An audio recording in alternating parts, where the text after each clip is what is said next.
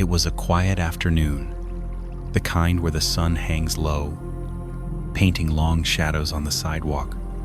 The air smelled of rain. Though none had fallen yet, I sat in a small coffee shop, the kind with worn wooden tables and the faint scent of cinnamon lingering in the air. Across from me sat an old friend, someone I hadn't seen in years. We had both aged gently. Time had softened the sharp edges of ambition, left us both a little keener. At some point, amidst sips of tea and the hum of life around us, she asked a question that hung in the air like a fragile thread. Why is it that kind people often get treated so poorly? She wasn't asking out of bitterness. Her tone was soft, reflective, like someone trying to understand the deeper currents beneath the surface of things. I smiled faintly. It was a question I had heard many times. Perhaps you have, too, in different forms, in different voices, from friends, from students, from strangers who write to me late at night, searching for answers. And in truth, there is no simple answer, no neat little box to place this human experience in. But perhaps, I thought, it is worth sitting with the question gently, patiently, like watching the ripples on a pond. I set my cup down and looked out the window. A single leaf drifted down from an old oak tree, spiraling slowly to the ground. Let me tell you a story, I said. And so, in that quiet space between us, the story began to unfold, not as a lecture, not as a sermon, but as a shared contemplation, a path we might walk together. Imagine this. I began, my voice steady, soft. You are standing on a windy hill. The sky above is a vast gray canvas, and the wind rushes past your ears. In your hand, you hold a small bag of fine sand. Now, if you fling that sand into the wind, where do you think it will go? My friend smiled faintly, thoughtful, back toward me. Probably, she said. Exactly. I nodded. It doesn't matter how hard you throw it. The wind catches it, carries it back. You can't escape that simple truth. And I paused for a moment, watching her eyes reflect on the image. In many ways, I continued. Our words and actions are like that sand. When we speak with cruelty, when we act with malice, even if our target is someone else, the residue of those actions finds its way back to us. Sometimes subtly, sometimes painfully. It may not return immediately, but it returns. Isn't? She sipped her tea slowly. The hum of a passing car filled the quiet between us. But what about when we're not the ones throwing the sand? She asked after a while. What about when we're the ones standing in the wind, being pelted by it? That was the heart of it, wasn't it? The unspoken ache beneath her question. I leaned back slightly, feeling the chair creak beneath me. Outside, a small bird hopped along the sidewalk, pecking at invisible treasures. There is a teaching, I said softly, from an old tradition. It says this: when someone tries to harm another with ill will, it is like spitting into the sky. The spittle does not reach the sky. It falls back onto the one who spits.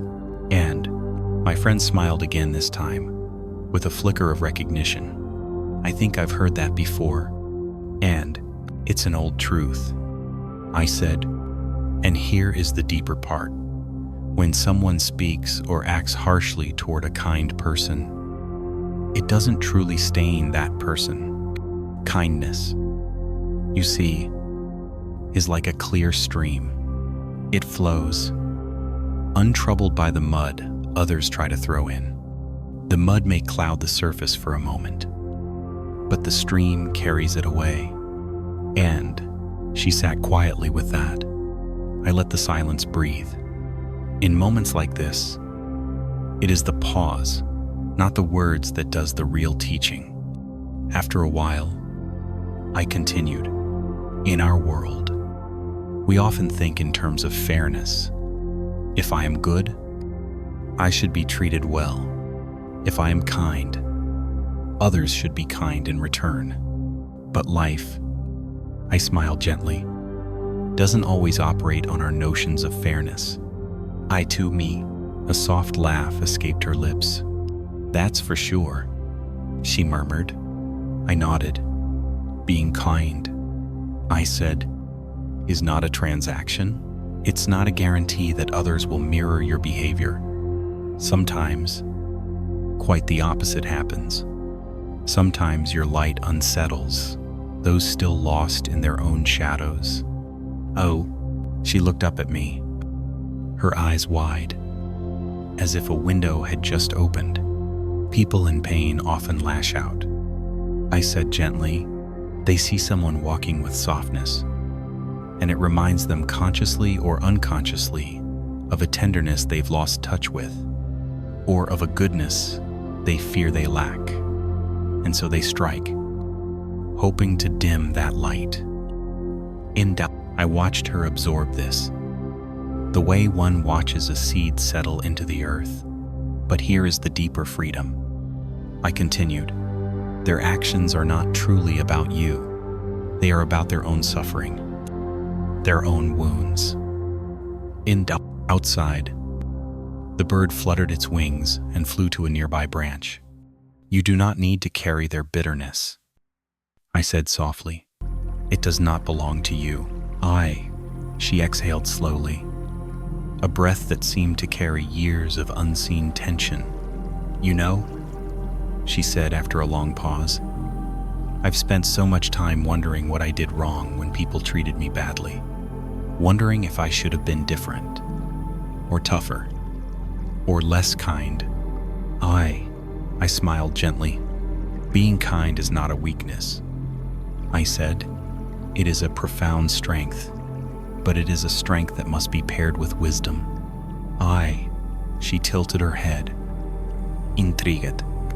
Wisdom, I explained, teaches us not to take other people's actions so personally. It teaches us to see their behavior for what it is, an expression of their inner state, not a reflection of your worth. And another silence settled between us, this one softer, more spacious. In other words, I said, you can remain kind and also know when to step back. You can remain open-hearted and also recognize when someone's actions are not about you. And she leaned forward, her voice low. But isn't that hard? She asked, not taking it personally. I laughed softly. Of course it is. We are human. We feel things deeply. But like any practice, like learning to play an instrument or training a muscle, this too can be cultivated. In praction, I reached for my tea again, feeling its warmth seep into my palms. Each time you remember that someone's harshness is about them, not about you, you build that muscle of inner freedom. And over time, you souffre less. And she nodded slowly, a light returning to her eyes. Outside, the wind had calmed.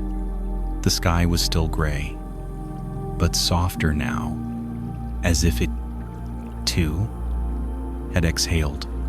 In that moment, a small truth had settled between us, not as an answer, but as a quiet understanding. Sometimes, that is all we need. A new way to see the wind. The next time we met, the air had changed. It was a cool morning, the kind where your breath clouds gently in the air. The coffee shop was quieter than usual.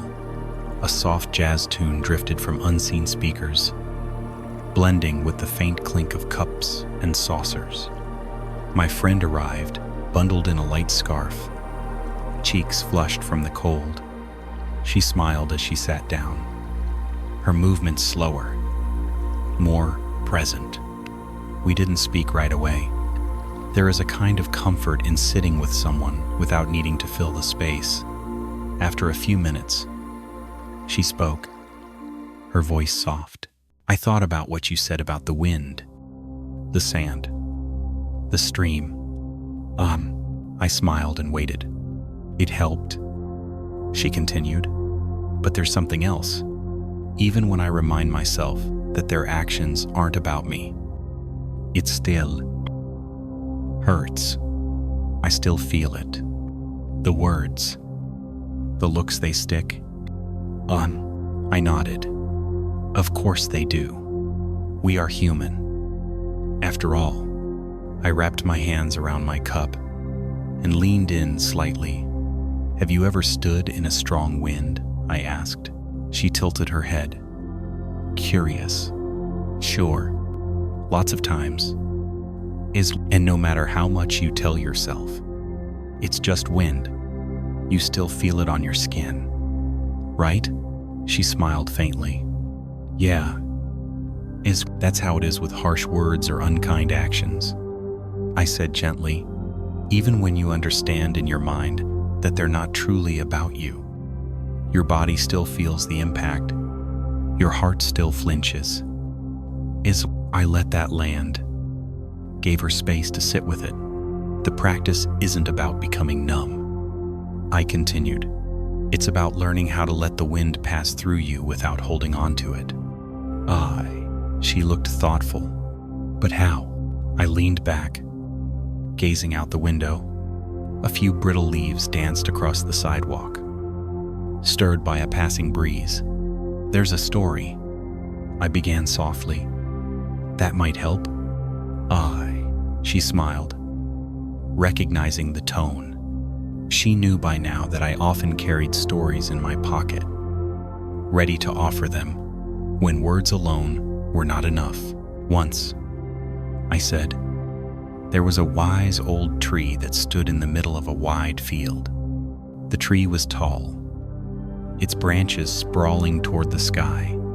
But what made this tree special was not its height or its beauty. It was its flexibility. You see, every year, fierce winds would sweep across the field. Other trees, proud and stiff, would resist the wind, trying to hold their shape. Many of them broke. But this old tree, it had learned something over the years. Instead of resisting, it would sway. Its branches would bend and dance with the wind. And when the storms passed, the tree would stand tall once more, roots deep, trunk unbroken. I paused. My friend's eyes were fixed on mine. I continued softly, are like that tree. The winds of the world, harsh words, unkind actions, disappointments, they will come. We can't stop them, but we can choose how we meet them. If we stiffen, resist, take every word as a personal attack we may break. But if we learn to sway, to let the wind move through us, without clinging to it, we remain whole. And she breathed in deeply, her shoulders relaxing slightly. That makes sense, she whispered, but it sounds hard. And I nodded. It is a practice. And like any practice, it takes time. And I sipped my tea. One thing that helps, I added, is to remember this. When someone lashes out, they are often caught in their own storm. You do not need to step into their storm. And she smiled faintly, eyes glistening. You can acknowledge, this is their wind, not mine, and then choose not to carry it. And she sat quietly with that, tracing the rim of her cup. After a moment, she looked up, but sometimes, she said, it feels like they want me to carry it. like they want to push their anger onto me, so they don't have to hold it themselves. And I smiled gently. You're right. That happens often. And I leaned forward, voice soft but steady. But here's the secret. You don't have to take it. I watched her eyebrows lift. A small spark of curiosity. It's like someone handing you a heavy package. I continued. They thrust it toward you full of blame, anger, resentment. You have every right to say, "No, thank you. That's not mine to carry." "Aw," she laughed softly. "I've never thought of it that way." I smiled. Most of us haven't. We are taught subtly to accept these burdens, to internalize the anger of others, to replay their harsh words in our minds. But mindfulness offers us another path. End quote. I let the words settle. The space between us warm and open. Each time someone throws a stone, you have a choice. I said, you can catch it and hold it close, letting it weigh you down, or you can let it fall to the ground, untouched. End quote. She breathed out slowly. Let it fall, she whispered. I nodded. That, I said softly, is the art of living lightly. And outside, the breeze had stilled. A shaft of sunlight broke through the clouds, casting a warm glow across the table. For a long moment, neither of us spoke, and in that quiet, something shifted, not in the world, but within us, a deeper knowing, a softer way of being. Some days later, we found ourselves walking through a nearby park. The sky was a soft slate gray, promising rain that never quite arrived. Leaves carpeted the path beneath our feet, amber, gold, and deep crimson. The air smelled of earth and memory. We walked slowly, the kind of walk where conversation flows like a quiet stream.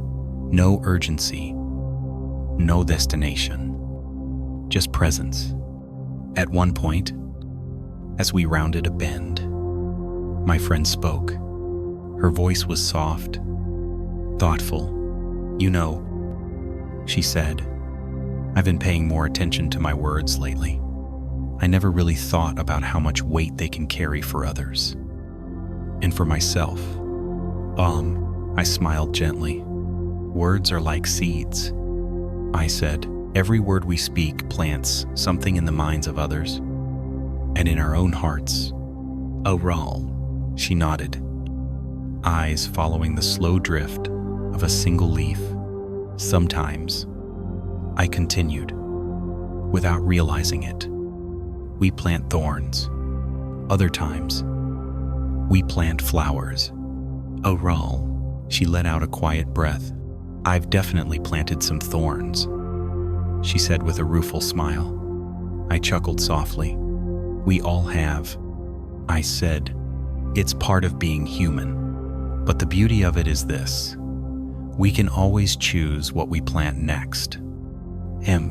We walked in silence for a few moments, the sound of our footsteps blending with the rustle of leaves. You know what's strange? She said after a while. Sometimes it's not even the words I say out loud. It's the words I repeat in my own head about myself, about others. I stopped and turned to her gently. That, I said softly, is some of the most powerful planting we do. She looked at me, curiosity flickering in her eyes. The words we speak to ourselves, I continued, are like water to the seeds of our mind. If we water seeds of anger, resentment, self-criticism, those grow. If we water seeds of kindness, patience, compassion, those grow instead. She stood quietly with that, the breeze playing with the edges of her scarf. It makes sense, she whispered. but it's so easy to get caught in old stories. I nodded. We all have old stories. I said, but they're just that, stories, not the truth of who we are. End of quote. She smiled faintly. So how do you change the story? I began walking again, and she fell into step beside me. By becoming aware of it first. I said, you can't change what you don't see. So, when you notice a harsh story arising about yourself, about others, pause. Name it gently. This is a story. Then choose whether to feed it, or to let it drift by like a passing cloud. End of quote. She was quiet for a moment, then laughed softly. It sounds simple when you say it. End quote. I smiled. Simple, but not always easy. That's why it's called a practice. End quote. As we walked on, the path opened into a small clearing. A wooden bench sat beneath an old oak tree, its branches sprawling like open arms. We sat, letting the stillness of the place settle around us. I watched a pair of children playing nearby, their laughter rising like birdsong into the cool morning air. There's something else about words, I said after a while. Most people don't realize this, but harsh words, whether spoken to others or to ourselves, don't just harm the person they're aimed at. They also harm the speaker. My friend looked at me, her gaze steady. How? She asked. I thought for a moment, then spoke. Imagine carrying a cup of hot tea. I said, if you walk around with it angrily, sloshing it, who gets burned first? She smiled faintly. Me? Exactly. I said, anger, bitterness, they burn us first. When we speak from that place, it leaves a residue in us, long after the words are gone. She was quiet, eyes thoughtful. That's why kindness matters. I continued, not just for others, but for ourselves. When we speak with compassion, we create space in our own hearts. We lighten the load we carry. A small breeze stirred the leaves around us. I watched one spiral gently to the ground. Of course, I said softly. It doesn't mean we never speak firmly or set boundaries. But even then, we can choose words that come from clarity, not from harm. She nodded slowly, her eyes distant, reflective. I guess it's like the tree you told me about, she said, learning to bend, not to break, and not to harm. I smiled. Exactly. For a long moment, we simply sat, two quiet figures beneath an old oak, the world moving gently around us. At some point, she spoke again. It's strange, she said. The more I think about it, the more I realize how often we underestimate the power of simple kindness. I nodded.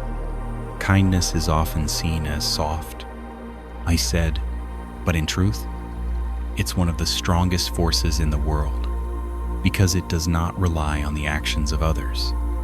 It is something we can choose, again and again, no matter the wind. She smiled, a light returning to her eyes. I like that, she said softly, choosing kindness, no matter the wind. I looked at her warmly. That, I said, is a very good place to begin. And with that, we rose and continued walking, leaves crunching beneath our feet, the path unfolding quietly before us. A few weeks later, my friend and I met again, this time in a small bookshop tucked away on a quiet street. It was one of those places that felt timeless. The walls were lined with old wooden shelves, books of every kind leaning together like old friends. The air smelled faintly of paper and lavender. We wandered in silence for a while, each lost in our own thoughts, fingers trailing along spines, worn smooth by countless hands. At some point, we found ourselves in the back corner, seated on an old leather couch by a window. The afternoon light filtered through, soft and golden, dust motes dancing in the beams. My friend looked at me thoughtfully. "You know," she began, "since we talked, I've been trying to stay more mindful of my words and the stories I tell myself.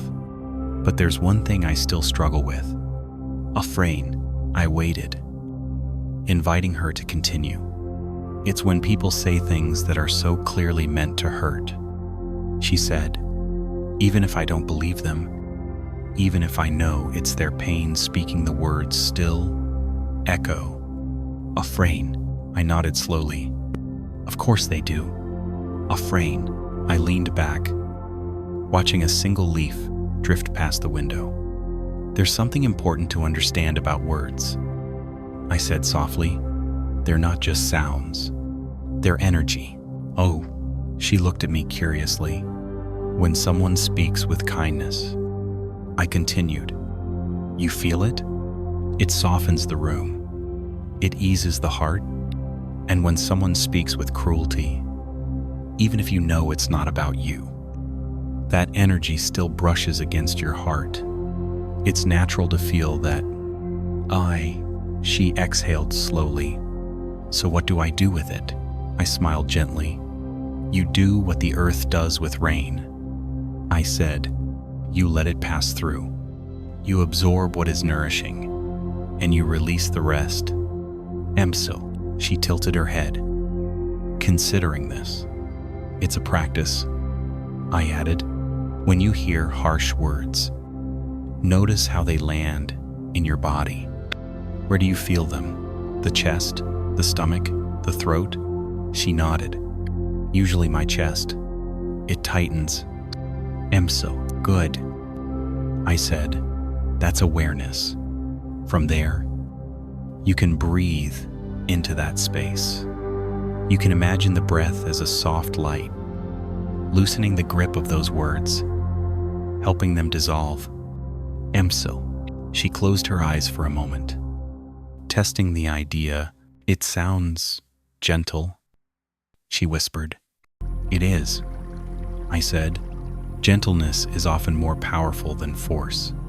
And outside, a light rain had begun to fall, tiny droplets tapping softly against the window. I watched her as she sat quietly, eyes still closed, breath deepening. When she opened them, her gaze was softer. "I never thought of responding to harshness with gentleness," she said. I smiled. "That's one of the quiet teachings of this life. You can't always stop the storm, but you can choose how you meet it." And she was quiet for a moment. "Then, it reminds me of a story," she said, surprising me. I leaned in, curious. "There's this old fable," she began, "about the sun and the wind. They have a contest to see who can get a traveler to remove his cloak. The wind blows and blows, trying to force it off, but the harder it blows, the tighter the traveler holds his cloak. Then the sun simply shines warmly, and after a while, the traveler removes the cloak willingly." "Of Frey," I laughed softly. "A perfect story," I said. "And exactly the point. Force often creates resistance. Gentleness invites release."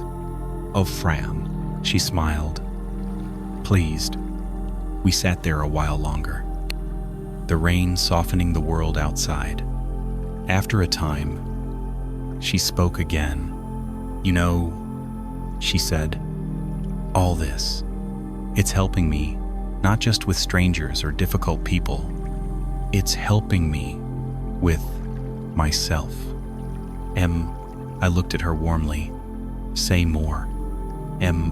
She hesitated, then continued. I've realized that sometimes the harshest words I deal with are the ones I say to myself. I nodded. That's true for so many of us. I wouldn't speak to a friend the way I speak to myself sometimes, she admitted softly. Then perhaps, I said gently, it's time to become a better friend to yourself. She looked down, a faint smile tugging at her lips. How do you begin? She asked. The same way you'd begin with anyone else? I replied, with patience, with kindness, with curiosity. When you notice harsh self-talk arising, pause, gently say, I see you, and then ask, is this helpful? Is this true? Would I say this to someone I love? She sat quietly, absorbing the words. And if the answer is no, she asked softly, then choose a different response. I said, one rooted in care, one that honors the truth of your worth, not the distortions of old pain. And she exhaled, as if releasing something long held. It sounds so simple, she whispered. I smiled. Simple. Yes, but not easy. That's why it's a lifelong practice. One breath, one word, one moment at a time. And outside, the rain had slowed to a soft drizzle. The world seemed freshly washed, as if everything had been given a new beginning. We rose then, moving quietly through the shop, the weight of old books and old stories mingling with the lightness of new understanding as we stepped out into the damp air. She turned to me, her eyes bright. Thank you, she said simply. I smiled. Always, I replied, and together, we walked on beneath a sky that seemed, somehow, a little wider, a little softer than before. It was a Sunday morning when we met again. This time, in a small community garden, not far from where we both lived. The garden was tucked between two old brick buildings, almost hidden from the street. Inside, it was a different world, raised beds overflowing with herbs and flowers, small fruit trees leaning gently in the breeze, butterflies flitting from bloom to bloom. We walked slowly along the narrow paths, the scent of lavender and mint thick in the air. After a while, we settled on a weathered bench beneath a fig tree, its broad leaves casting dappled shadows on the ground. For a long moment, we simply sat listening to the soft hum of bees, the occasional chirp of a bird, the distant murmur of traffic beyond the garden walls. Finally, my friend spoke. You know, she said quietly, I've been thinking about something else. Oh, I turned to her gently. What is it? She hesitated, then continued. There are times when I feel like, no matter how kind or mindful I try to be, some people will always see me through their own lens. They'll judge, or misunderstand, or project their own pain onto me. And no matter what I do, I can't change that. End of team. I nodded slowly. That's true, I said softly, and it's one of the hardest lessons to accept. End of team. She looked down, tracing circles on the wooden bench with her finger. It makes me want to withdraw sometimes, she admitted, to stop trying. End of team. I reached down and picked up a small fallen fig leaf, turning it over in my hands. Let me tell you another story, I said gently. She smiled faintly, recognizing the familiar rhythm of my words. There was once a monk, I began, who lived on the edge of a bustling village. He was known for his kindness, always offering food to the hungry listening to those in distress, tending to the sick. But as with all things, not everyone saw him clearly. Some in the village whispered that he was naive. Others suspected hidden motives. A few, bitter from their own hardships, spoke ill of him. One day, a young student came to the monk, upset on his behalf. "Master," he said, "why do you continue to be kind to those who misunderstand you? Why do you not correct them or defend yourself?" The monk smiled softly. "My dear one," he said, "if someone hands you a cup of bitter tea, you do not have to drink it. If they speak unkindly of me, that is their burden to carry, not mine. I will not poison my heart trying to change what is beyond my control. I will simply continue to offer what I can with clarity and without attachment." Timbre, I looked over at my friend. "You see," I said softly, "no matter how we live, there will always be those who see us through the fog of their own pain or misunderstanding. We cannot clear their fog for them, but we can choose not to walk into it." Every sip, she exhaled slowly, her shoulders relaxing. "It sounds so freeing," she whispered. I smiled gently. "It is, and yet it takes great practice." End of present. She looked at me thoughtfully. "So what do I do when I feel that pull to defend or to retreat?" I thought for a moment, then spoke. Asterisk, asterisk. First, notice the pull. Acknowledge it. Here is the urge to defend. Here is the urge to withdraw. Don't judge it. Simply see it. Then ask yourself, will acting from this place serve my peace? Will it serve my integrity? Often, the answer is no. And from that awareness, you can choose a different response, one rooted in your values, not in reactivity. And she sat quietly with that, the breeze stirring the leaves above us. "It's about choosing not to take the bait," she said softly. "Exactly," I smiled. "You can let the hook pass by, untouched." And, for a while, we simply sat, letting the stillness of the garden settle around us. A small butterfly landed nearby, wings shimmering in the morning light. "It's interesting," my friend said after a time, "how much of this comes back to awareness. Just noticing the story, the urge, the reaction." I nodded. "Awareness is the first step to freedom," I said softly. "Without it, we are swept along by every wave. With it, we can choose which waves to ride and which to let pass." She smiled faintly. "And it's okay to feel tired sometimes," I added gently. "It's okay to rest. Being kind in a world that often isn't can feel like swimming upstream. But remember, you are not alone. There are many quiet lights in this world. Choosing gentleness, choosing presence. You are among them."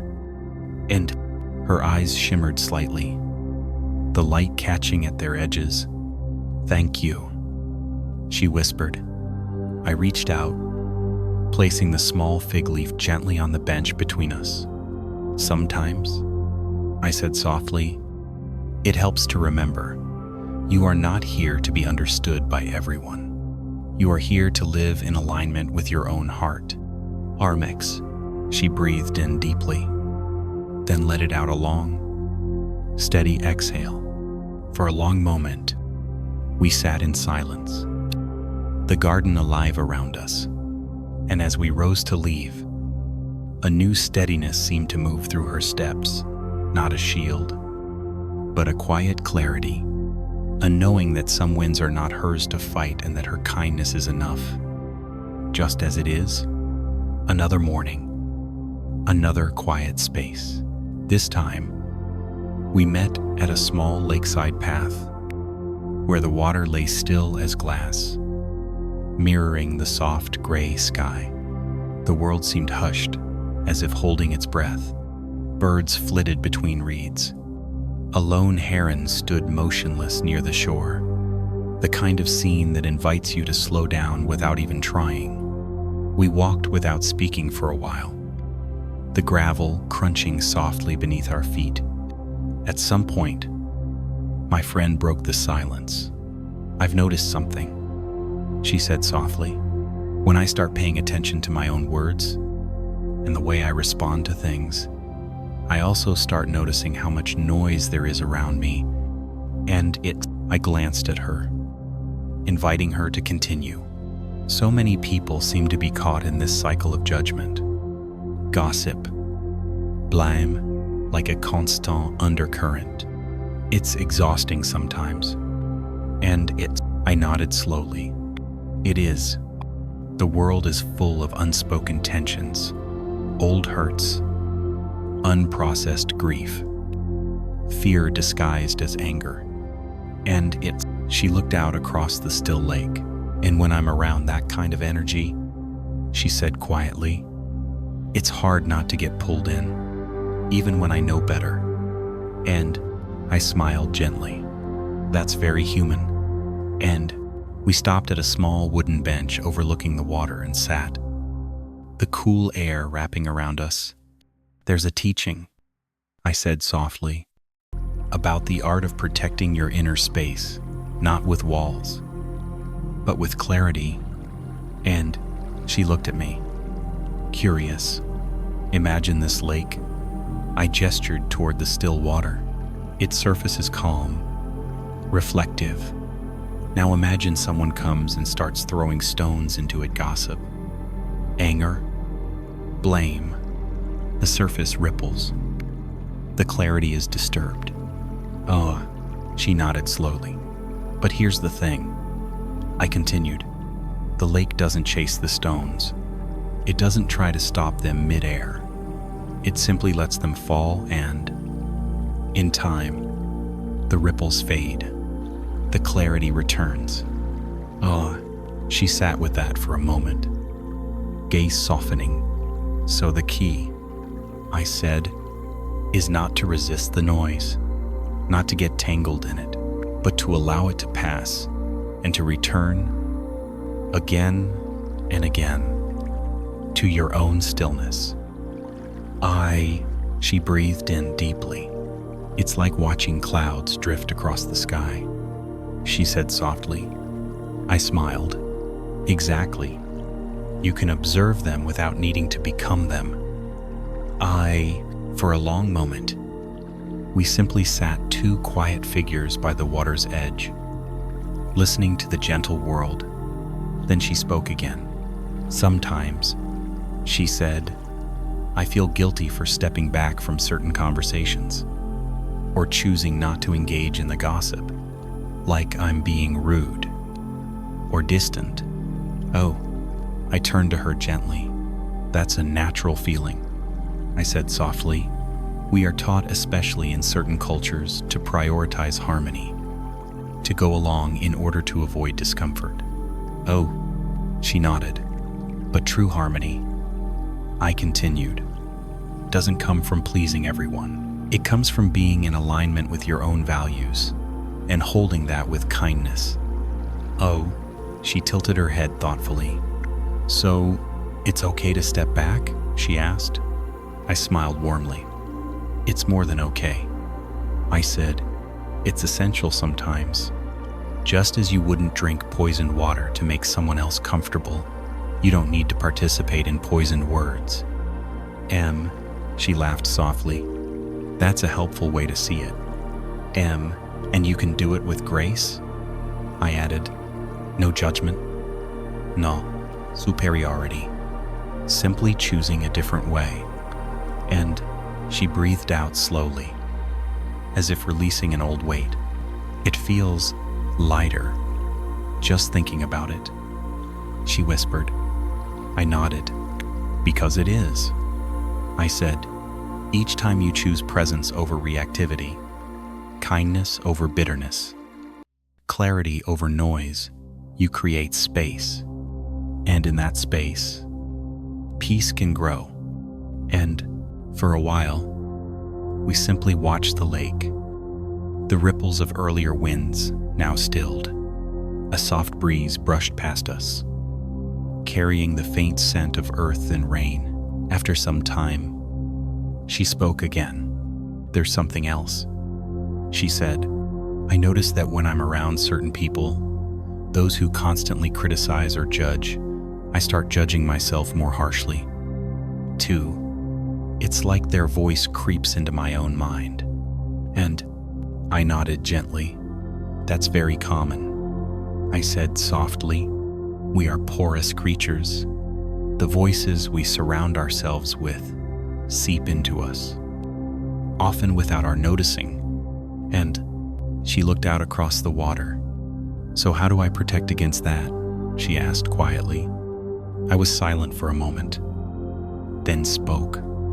Asterisk, asterisk, first, by becoming aware, which you already are. That's the first shield. Awareness. Second, by consciously choosing what voices you allow close. You can't always avoid every harsh voice, but you can balance them with voices of kindness, wisdom, truth. And third, and perhaps most important, by cultivating your own inner voice, one rooted in compassion, clarity, and patience. Oh, class, she smiled faintly. Becoming my own ally, she whispered. I nodded warmly. Exactly. The more grounded you are in that inner kindness, the less sway outside voices will have. She breathed in deeply, letting the cool air fill her lungs. It's a lifelong practice, she said softly. It is. I smiled. And like any good practice, every small step matters. For a while longer, we simply sat the water still, the air soft, the moment spacious. When we finally rose to leave, the world seemed a little quieter, a little clearer, and in her eyes, I saw it again, that quiet steadiness growing. One breath, one choice at a time. A few days later, we met in a small tear room downtown. It was the kind of place that felt tucked away from time's soft lighting. Wooden beams, delicate cups arranged on low shelves. The air carried a faint fragrance of jasmine and oolong. We sat at a low table near the window. Outside, the world moved in its usual rush cars. Tu vois, hurried footsteps. But inside, the space felt spacious, slow, almost sacred. For a while, we simply sipped our tea in silence, the warmth of the cups grounding us in the present moment. Then, gently, my friend spoke. There's one thing I keep coming back to, she said. Even with all we've talked about kindness, mindfulness, choosing not to take things personally, there are still moments when something catches me off guard, when I react before I even realize it. I smiled softly. Of course, that's the nature of habit and of being human. She looked at me, brow furrowed. Sometimes I wonder, she said, if I'll ever get it right, if I'll ever reach a point where I don't get pulled into old patterns. I set my cup down and leaned in gently. Let me tell you a story, I said softly. She smiled faintly, settling into her seat. There was once a potter, I began, asterisk, who spent years learning his craft. He shaped clay with great skill, cups, bowls, vases, each piece a reflection of his growing mastery. But one day, as he worked, His hand slipped. The cup he was shaping collapsed. Frustrated, he sighed.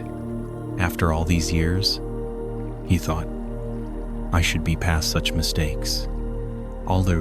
His teacher, an old potter who had been working with clay for decades, noticed his frustration. Gently, he said, even after all this time, my hands sometimes slip too. The goal is not to be perfect. The goal is to keep returning with patience and kindness to the practice. And I looked at my friend.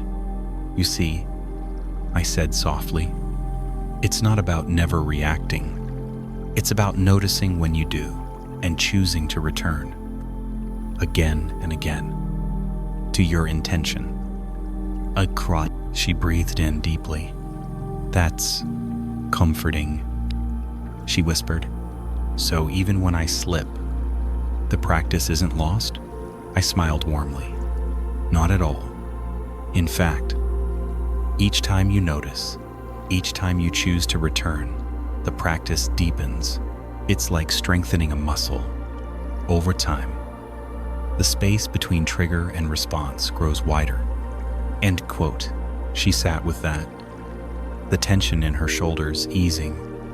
After a while, she spoke again. I think sometimes I expect too much of myself, she admitted. I nodded. Many of us do. I said, but harsh self-expectation often becomes another form of judgment, another hook that pulls us away from the present. End quote. She tilted her head thoughtfully. So the key is gentleness, gentleness. He affirmed. And honesty, you can be honest about where you are, without harshness. You can acknowledge, here is an old pattern arising, and choose to meet it with curiosity, not condemnation. How? She breathed out slowly. That feels lighter, she said softly. We sipped our tea, the steam rising in delicate spirals. After a time, she spoke again. There's another layer to this, she said.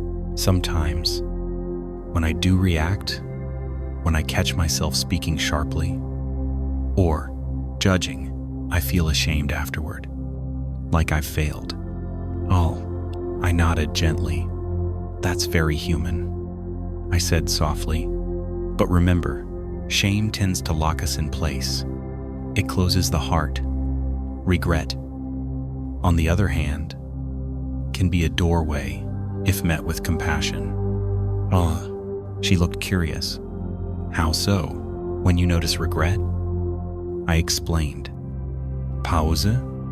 Instead of sinking into shame, breathe. Acknowledge, I spoke from a place of pain. That is not who I wish to be. Then ask, what can I learn here? How can I repair?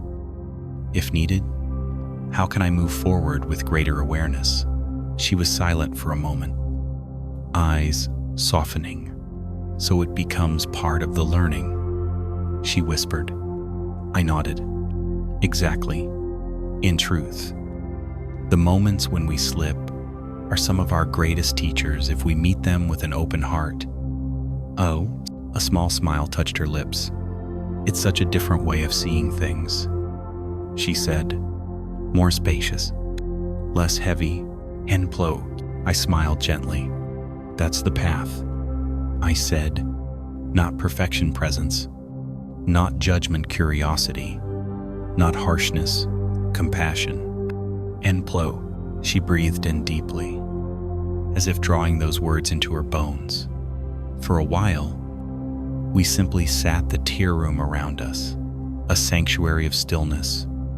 Outside, the city moved on its rhythms unchanged, but within that small space, a new way of being was quietly taking root.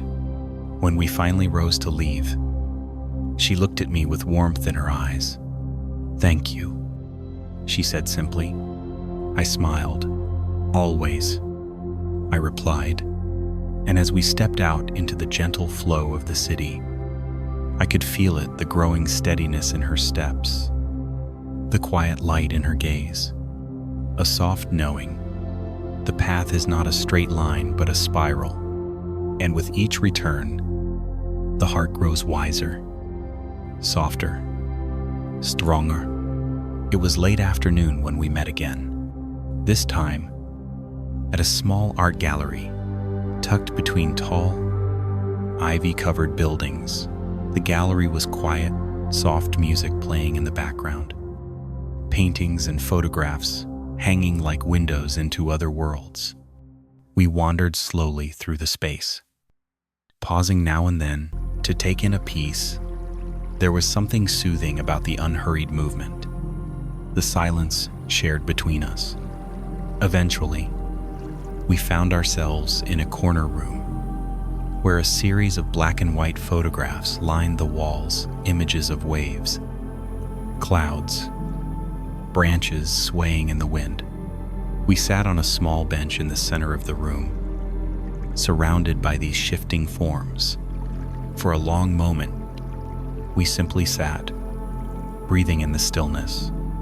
Then, softly, my friend spoke. "I've been thinking a lot about control," she said. I turned to her gently. "Tell me more." She looked down, fingers tracing the seam of her jeans. "I think part of why I react sometimes, why I get pulled into other people's energy, is because deep down, I still want to control how things unfold.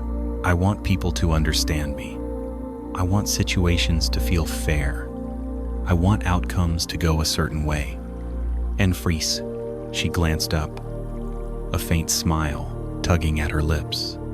"And of course," she added, "life doesn't always cooperate." "And Fries," I smiled softly, "life rarely does." "And Fries," she laughed quietly. "So I've been wondering," she continued, "how do you let go of that need to control without becoming passive, without just giving up?" I thought for a moment, then spoke. "There's a beautiful teaching," I said softly, asterisk, about the difference between surrender and resignation. Resignation says, "There's nothing I can do. I give up. It won." Surrender says, "I will meet what arises with openness and do what I can without clinging to how it must turn out." Singh, she sat with that, eyes thoughtful. "So it's not about doing nothing," she said slowly. "It's about doing what you can with a different heart." And I nodded. Exactly. We still show up. We still act with integrity, with care. But we release the tight grip on outcomes. We allow space for life to unfold beyond our control. She breathed in deeply, as if letting those words settle in her bones. "It sounds freeing," she whispered. "It is," I smiled. "And it's a practice, especially in a world that teaches us to strive, to push, to control." We sat quietly, the photographs around us like silent reminders of impermanence. Waves crashing, clouds drifting, branches bending none, trying to control, all simply moving with life. After a while, my friend spoke again. "I notice," she said, "that when I try to control less, when I soften people around me, often soften too." End quote. I nodded gently. "That's the nature of energy," I said. "When we release rigidity, we create space. Others sense that and often respond in kind." End quote. She smiled faintly. "It's like dropping the rope in a tug of war," she said. I laughed softly. A perfect image. When one person drops the rope, the tension dissolves. We sat for a while longer, letting the quiet of the space wash over us. Then she spoke again, the voice softer now. "There's one more thing," she said. "Even when I remind myself of all this, of surrender, of presence, there are moments when fear still grips me. Fear of what might happen, fear of loss, of change." I nodded slowly. "Fear is a natural part of the human experience," I said softly. "It's not something to banish, but something to meet with gentleness." She looked at me, curiosity flickering in her eyes. "How do you do that?" she asked quietly. I smiled gently. "By turning toward the fear," I said. Asterisk, asterisk, not to feed it, not to fight it, but to acknowledge it. To say, "Ah, here you are. I see you." And true, often, just that simple acknowledgement softens the grip. Fear, like any emotion, longs to be seen, not judged, not suppressed. "Asin," she breathed out slowly. "It sounds kinder," she whispered. "It is," I said, "and from that place of kindness, you can ask, is this fear trying to protect me? What does it need?" Often, it simply needs reassurance, the steady reminder that you are here, now, breathing, capable of meeting what arises. "Oh," she was silent for a long moment, gaze softening. "It's a very different way of being with life," she said softly. I nodded. "It is," I said, "less about control, more about trust, less about force, more about flow." "Oh," she smiled faintly, "like the waves, the clouds, the branches," she whispered. I smiled. "Exactly." "Oh." We sat a while longer. Two quiet figures, surrounded by shifting images of a world in motion. And as we finally rose to leave, there was a new lightness in her steps. Not the absence of fear, but the presence of a gentler way to meet it. A knowing. Life will move as it will, and we can move with it, with openness, with trust, one breath at a time. It was a crisp autumn day when we met again. The trees along the riverwalk had turned brilliant shades of amber, gold, and deep crimson. Leaves drifted down like slow rain, carpeting the path. We walked side by side, scarves tucked against the cool breeze, breath visible in soft clouds. The rhythm of our steps matched the quiet rhythm of the river nearby, steady, flowing, unhurried. For a long while, we simply walked in silence, letting the cool air clear the mind. Then, gently, my friend spoke. "I've been thinking about something else," she said softly. "It's about boundaries." In Crest, I glanced at her, inviting her to continue. I used to think that setting boundaries was unkind, that it meant closing people out. But the more I practice being present, the more I realize boundaries might actually be an act of kindness. For myself, for others. In Crest, I smiled warmly. "That's a deep insight," I said softly, "one that many people take a long time to realize." And so, she looked out at the river, the surface shimmering with light. "It's just that sometimes it still feels uncomfortable," she admitted, "especially with people I care about. I worry they'll feel hurt or think I'm being selfish." And so, I nodded gently. "Boundaries," I said softly, "are not walls. They are clarity. They say, this is what I can offer with an open heart, and this is where I must pause to honor my own well-being." And so, She breathed in deeply, as if letting those words settle. "But how do you know?" she asked. "When a boundary is needed?" I smiled. "Often," I said. Asterisk, asterisk, your body will tell you. Pay attention to how you feel. After interactions, do you feel drained, tense, resentful, or do you feel open, steady, whole? When the former arises consistently, it may be a sign that a boundary is needed, not to punish the other, but to protect your own inner space. And she nodded slowly, gaze thoughtful. "That makes sense," she whispered. We walked on, leaves crunching beneath our feet. After a time, she spoke again. "But what about when people push against your boundaries?" she asked softly. "When they try to guilt you or make you question yourself?" I paused, watching a pair of ducks glide across the river. "That often happens," I said gently. Asterisk, asterisk, especially when someone is used to you having no boundaries.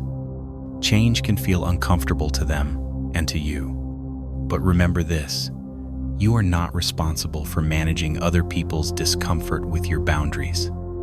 You are responsible for honoring what is true for you with kindness, but with firmness. And she breathed out slowly. "It sounds simple," she said softly, "but in practice, it's hard." I smiled. "Like most of these teachings," I said, "simple in essence, challenging in practice. And that's why we call it practice, not perfection." She laughed softly. We reached a small clearing where a wooden bench overlooked the water. We sat, watching the gentle current flow by. After a while, she spoke again. "There's something else I've noticed," she said. "When I start setting boundaries, when I start honoring my own needs, I sometimes feel guilty for not being nice all the time." I looked at her gently. "There is a difference," I said softly, "between being nice and being kind. Being nice often means pleasing others at the expense of your own truth. Being kind means acting with compassion, which includes compassion for yourself. Sometimes, kindness looks like saying no. Sometimes, it looks like taking space. Sometimes, it looks like silence." "Abrecken," she sat quietly with that, the breeze stirring her hair. "So kindness includes boundaries," she whispered. "Absolutely," I nodded. "Without boundaries, kindness cannot be sustainable. If you give endlessly without honoring your own limits, resentment will eventually grow, and that serves no one." End quote. She breathed in deeply. "I've never thought of it that way," she said softly. We sat in silence for a while, watching the river move steadily towards some unseen destination. Then, gently, I spoke again.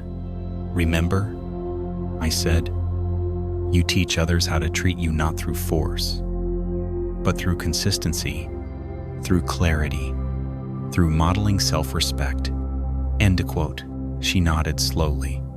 "And it's okay," I added. "If not everyone understands, some will drift away, some will resist, and some, the ones aligned with your true path, will respect your clarity and meet you there."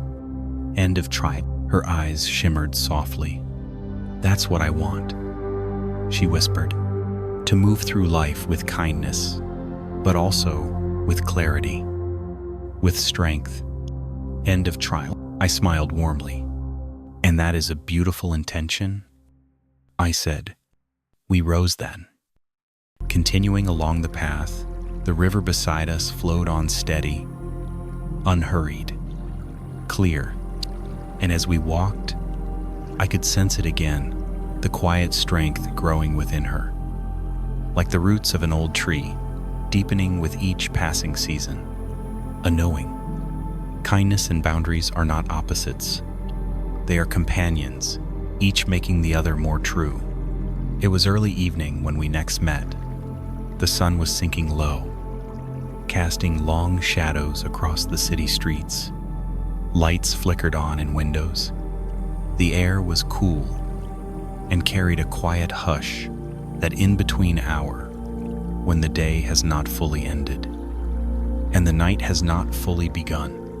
We met at a small rooftop garden, a hidden space above the bustle of the city.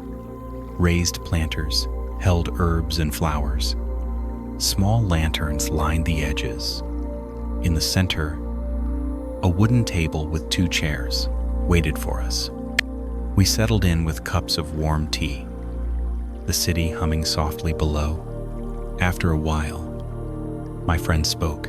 "I've been reflecting," she said softly, "on how much of what we carry isn't really ours." And I looked at her gently, inviting her to continue. "Stories from childhood?" she said. Asterisk, asterisk. Expectations from family, from society. Old voices in my head telling me who I should be, how I should act, what I should feel. And sometimes, when I pause and really listen, I realize those voices aren't even mine, but they shape me anyway. And over it, I nodded slowly. "That is one of the great insights of this path," I said softly, recognizing what is ours and what has simply been placed upon us. And she looked out over the city skyline, light twinkling like distant stars. "It's strange," she said, "how much we unconsciously absorb beliefs, fears, ways of being without questioning." And I smiled gently. "We are like sponges when we are young," I said. "We soak in whatever is around us, and unless we consciously examine those patterns, they continue to shape us, often in ways that no longer serve who we are becoming." She breathed in deeply. "So, how do we begin to release what isn't ours?" she asked softly. I set my cup down and leaned in slightly. "First," I said, asterisk, asterisk, through awareness, by noticing the voice when it arises. For example, you hear a voice saying, "You must always be perfect," or "You must never upset anyone." Insecure. Pause. Ask, whose voice is this? Is it truly mine? Does it align with my deepest values? Often, you'll find that it belongs to an old teacher, a parent, a cultural narrative, not to your present, conscious self. She sat quietly, taking that in. "And once you see it?" she asked. "Once you see it," I said softly. Asterisk, asterisk, you can choose. You can say, "I honor where this came from, but it no longer serves me." I release it, and for messy, and then, gently, you begin to replace it with a voice that is your own, one rooted in compassion, clarity, and truth. She breathed out slowly. "It sounds so freeing," she whispered. "It is." I smiled. "And it's a lifelong practice. These old voices have deep roots. They arise again and again, but each time you notice, each time you choose your own voice, those roots loosen." We sat for a while, the city lights glowing softly below us. After some time, she spoke again. "There's something else," she said. "I've noticed that when I begin releasing these old voices, there's space for something new to emerge. But sometimes, that space feels scary, empty." I nodded gently. "That is natural," I said softly. Asterisk, asterisk. When we let go of what we've clung to, Even if it no longer serves us, there is a period of uncertainty, of not knowing. It can feel like standing in an open field after leaving a walled garden. There is freedom, but also vulnerability. She looked thoughtful. So, how do we meet that space? She asked softly. With patience. I said, asterisk. With kindness. Trust that what is true for you, your authentic values, your deeper wisdom will begin to fill that space. But it cannot be forced. It emerges naturally, like new shoots after winter. She breathed in deeply, as if drawing those words into her being. So it's about allowing, she whispered. Yes. I smiled. Asterisk. Allowing, trusting the unfolding. And in the meantime, holding yourself with great tenderness as you would hold a dear friend who is stepping into the unknown. End of section. She sat quietly, gaze softening. It's such a different way of being, she said softly, so much gentler than how I've treated myself in the past. Zir, I smiled warmly. Gentleness is not weakness. I said, it is one of the greatest strengths. It allows us to grow not through force, but through care. She looked out over the city, the night deepening, the lights shimmering. I think, she said softly, that's what I want to cultivate, not just for myself, but for how I move through the world, to be a presence of gentleness, for others, for life. I smiled deeply, and that, I said, is a beautiful intention, one that ripples outward in ways you may never fully see, but that will touch countless lives. We sat in silence for a long while, two quiet figures beneath the vast sky, surrounded by the hum of a world in motion. And when we finally rose to leave, there was a new softness in her gaze, a quiet knowing that she could choose, moment by moment, whose voice to follow, her own, rooted in kindness, in truth, in love. Another week passed before we met again. This time, we chose a small botanical conservatory, a place filled with winding paths, lush greenery, and the steady hum of life. As we entered, the warmth and scent of earth enveloped us. Ferns unfurled delicate fronds, orchids hung like jeweled whispers in the air. Small streams trickled over stones. We walked slowly, breathing in the quiet vitality of the space. For a long while, we said nothing, simply moving, step by step. Presence, meeting presence. Eventually, we found a bench beneath a sprawling fig tree, its roots twisted like old stories, grounding the space. We sat. After a time, my friend spoke. There's a question I keep coming back to, she said softly. I turned to her gently. What is it? She hesitated, then continued. How do we stay open, truly open, in a world that can be so harsh? Her voice trembled slightly, not from fear, but from honesty. I let the question settle between us, like a stone placed gently in a stream. That, I said softly, is one of the great questions of the heart. She looked at me, inviting more. There is a teaching, I continued, that says, keep your heart soft, but your boundaries strong. Keep your eyes open, but your expectations gentle. End of town. She breathed in slowly.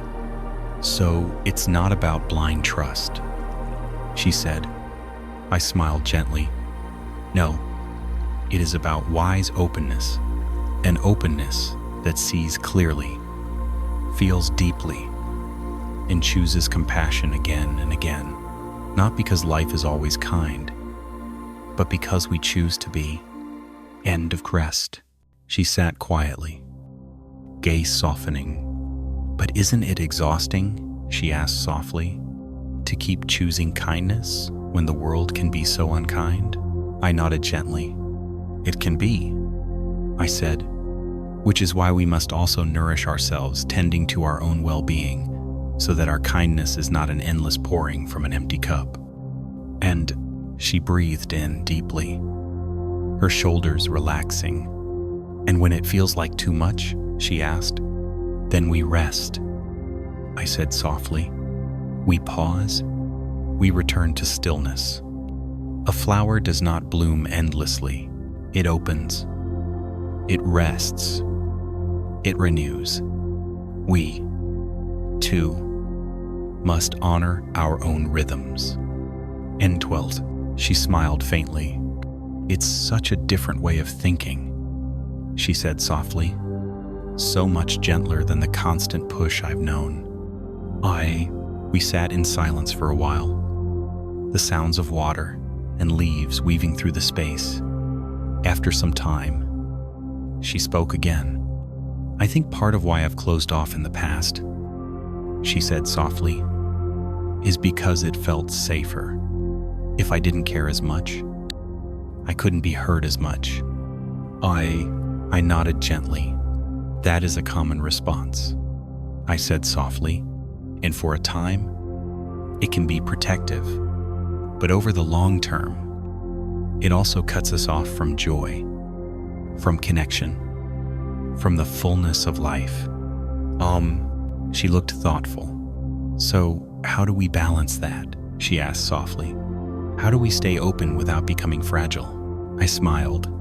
By becoming grounded, I said, asterisk, asterisk, rooted in your own values, your own truth. Think of a tree.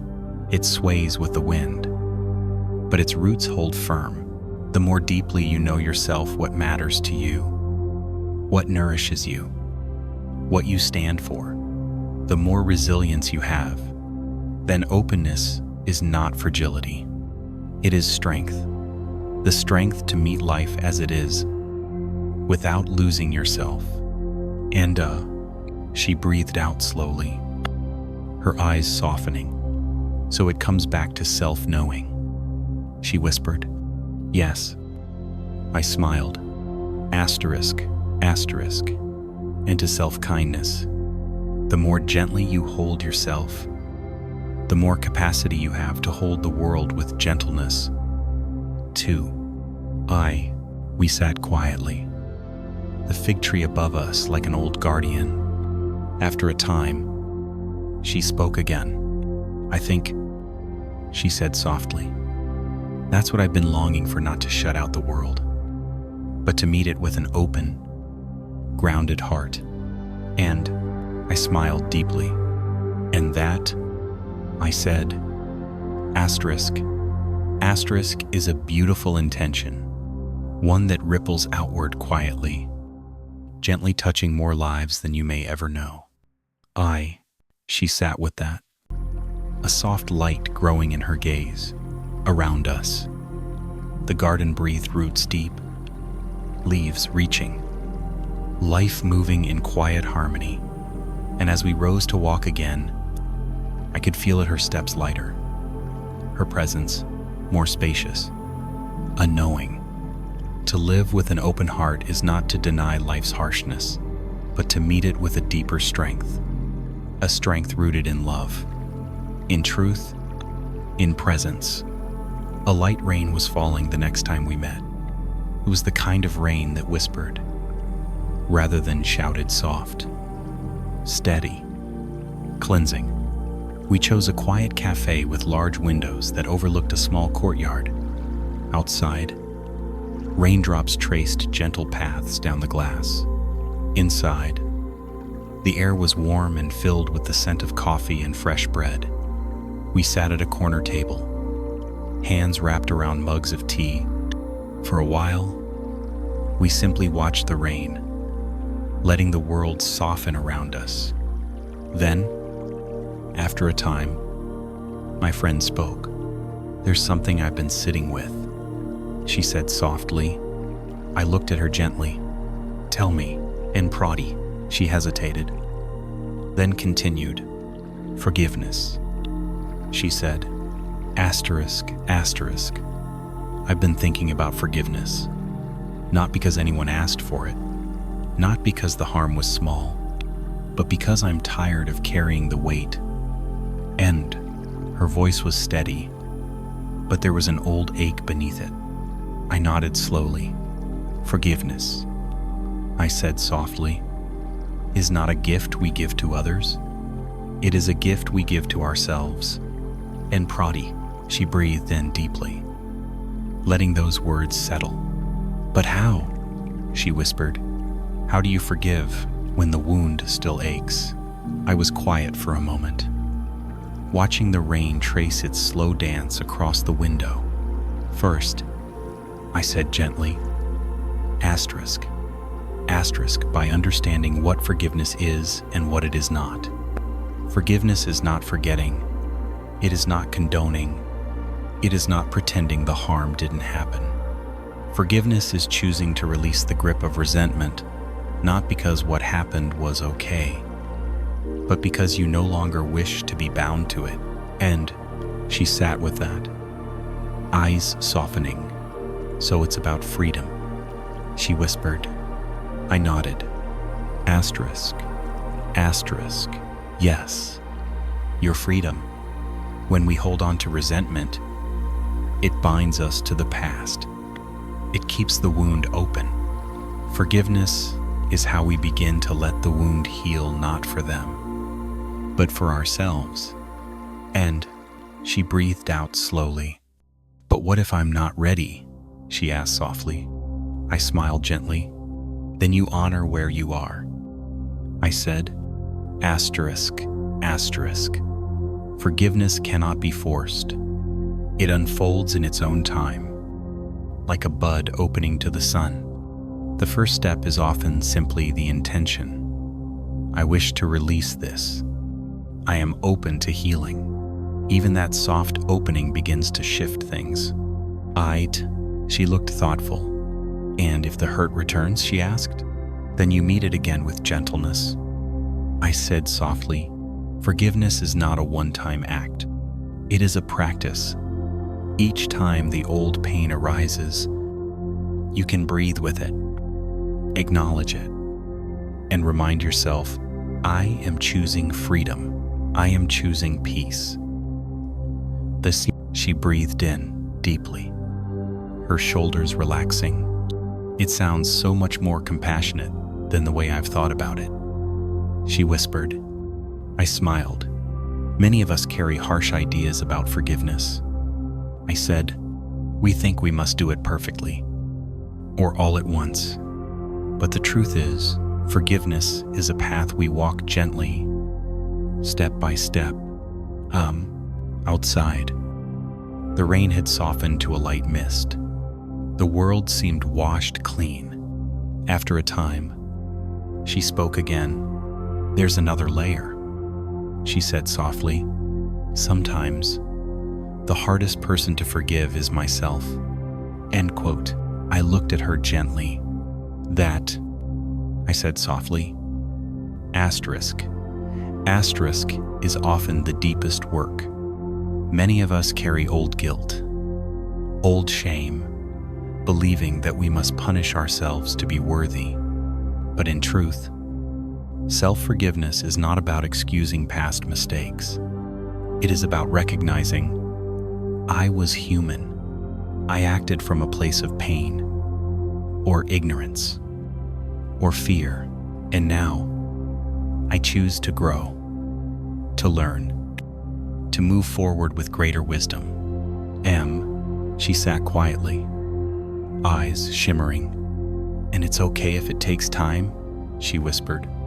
"Of course," I smiled. "Be patient with yourself. Hold yourself as you would a dear friend, with tenderness, with compassion, with trust in your capacity to grow." She breathed out slowly. a soft light returning to her gaze. We sat for a while longer, watching the rain fade into a gentle hush.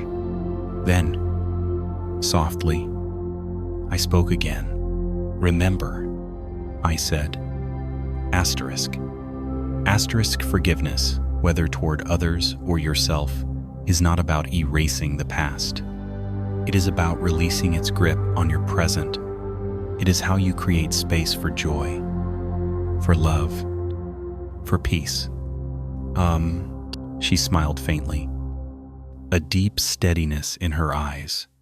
"That," she whispered, asterisk is what I want. To live with a heart unburdened, to move through life with lightness again. I smiled deeply.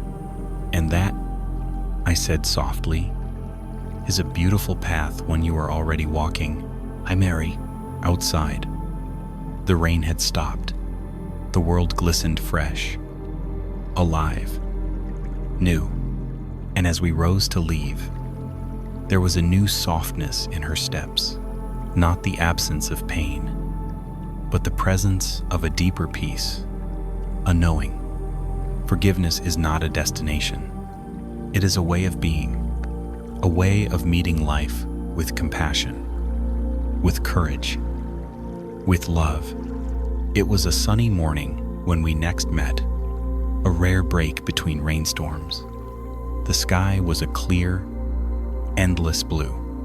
The air smelled of earth and new beginnings. We chose to meet at a small farmer's market by the river, a place alive with color and life. Stalls overflowed with fresh produce. The flowers, handmade goods. The air was filled with the soft murmur of voices, laughter, the occasional bark of a dog. We wandered slowly, baskets in hand, moving through the gentle tide of people. For a while, we simply took it in the bright colors, the scents, the small moments of human connection. Then, beneath the shade of an old oak tree, we paused to rest. We sat on a low stone wall, watching the river glisten in the sun. After a time, my friend spoke. "There's something I've noticed," she said softly. "The more I practice presence, the more I realize how easy it is to miss life, even when it's right in front of me." And I smiled gently. "Say more." And she looked out at the river, thoughtful. "So often," she said, "my mind is somewhere else replaying the past, worrying about the future, caught in stories. And meanwhile, life is happening, right here, in this moment." "Oh," I nodded slowly. "That is one of the great paradoxes," I said softly. "We long for peace, for joy, for connection, and yet we so often miss the doorway to those things. This moment." "Oh," she breathed in deeply, letting those words settle. "How do we change that?" she asked. "How do we learn to truly be here?" I smiled gently. "Through simple presence," I said, asterisk, noticing the breath, the feel of your feet on the ground, the warmth of the sun, the texture of life as it is. Right now, each time you notice that your mind has wandered, you gently guide it back to this breath, this step, this sound. Over time, this becomes a way of being a deepening intimacy with life. "Oh," she sat quietly, gaze softening. "And when difficult thoughts arise," she asked, "you meet them with the same presence?" I said softly, asterisk, not pushing them away, not getting lost in them, simply seeing, here is a thought, here is a worry, and then, gently, you return to the breath, to the body, to this moment. "I'm Saul," she breathed out slowly, It sounds so gentle, she whispered. Presence is gentle, I said softly. It is not about forcing the mind to be still. It is about inviting it home again and again. We sat in silence for a while, the breeze soft against our skin. Around us, the market hummed with life, children laughing, vendors calling out, the river flowing steadily on. Then, softly, she spoke again. I think part of why I've struggled with presence, she said, is because so much of life feels fast, rushed. There's always another thing to do, another place to be.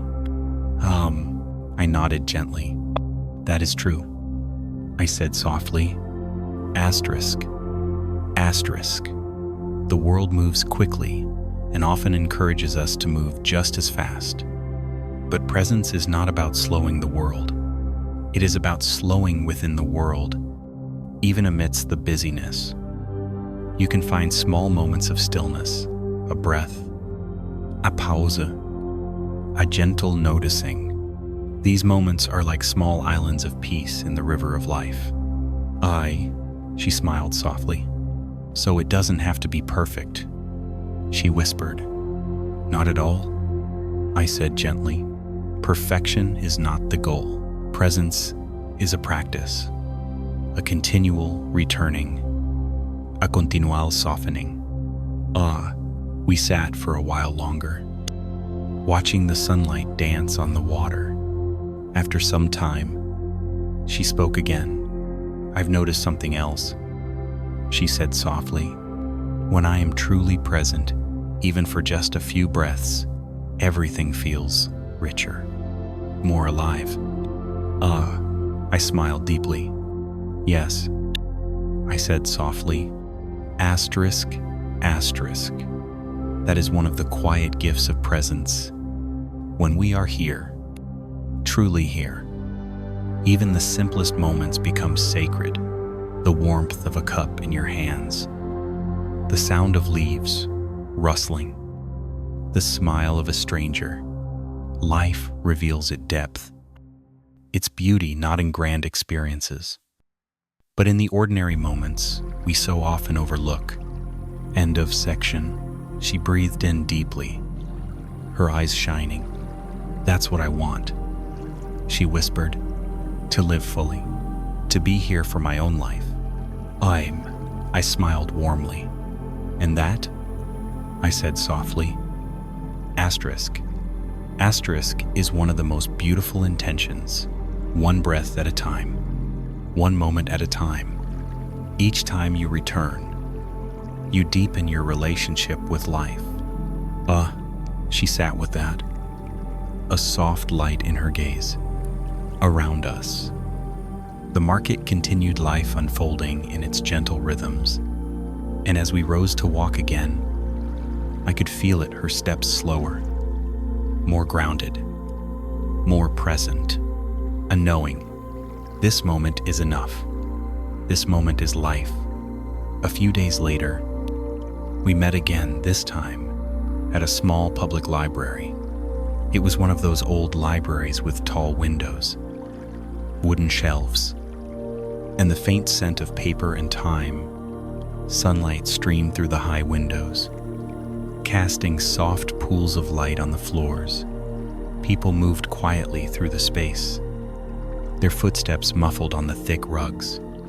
We wandered for a while, trailing fingers along spines of well-worn books, pausing now and then to read a line, to share a smile. Eventually, we found a pair of chairs tucked into a quiet corner, beneath a window that overlooked a small garden. We sat, books resting in our laps, the hush of the library embracing us. After a time, my friend spoke. I've been thinking about trust, she said softly. I looked at her gently. Tell me more. She hesitated, then continued. Asterisk, not trust in others, Exactly, though, that too. But trust in life, in the unfolding of things. Sometimes, when things don't go as I hoped, or when uncertainty arises, I find myself tensing, trying to control, trying to figure it all out. She looked down, fingers tracing the cover of her book. And yet, she said softly, the more I do that, the more disconnected I feel from life, from myself. End of tree. I nodded slowly. That is very natural, I said gently. Our minds crave certainty. They want to know, to plan, to predict. But life is not a fixed script. It is a living, breathing mystery. She breathed in deeply. So how do we trust? She asked softly. In the midst of uncertainty, I smiled gently. First, I said, asterisk, by remembering that trust is not about knowing what will happen. It is about knowing that whatever happens, you will meet it with presence, with resilience, with compassion. It is not about trusting the path to be smooth. It is about trusting yourself to walk it. Averdeen, she sat quietly, gaze softening. That feels empowering, she whispered. I smiled. It is, I said softly. Asterisk, because it returns you to what is within your sphere, your presence, your choices, your heart. You cannot control the winds, but you can learn to sail. And she breathed out, slowly, her shoulders relaxing. But what about when fear arises? She asked softly. Then you meet it? I said gently. Asterisk, not as an enemy, but as a visitor. You can say, here is fear. I see you. Upsini. You breathe with it. You offer it compassion. And you remember, fear is not a sign that you cannot trust life. It is a sign that you are human walking into the unknown with an open heart. Oh, she sat with that, eyes shimmering. So, trust and fear can coexist? She asked softly. I smiled deeply. Of course. I said, asterisk. Trust does not mean the absence of fear.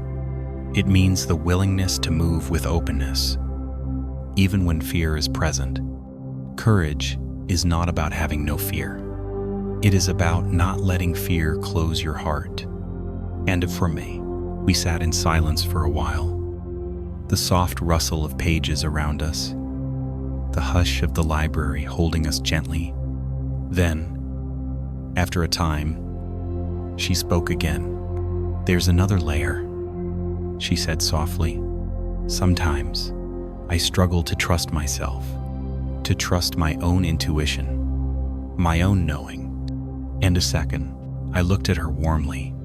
That too, I said gently, is very common. Many of us have been taught to doubt ourselves, to seek answers outside, to second-guess our inner voice. Only no, she nodded slowly. So how do we rebuild that trust? She asked softly. I smiled.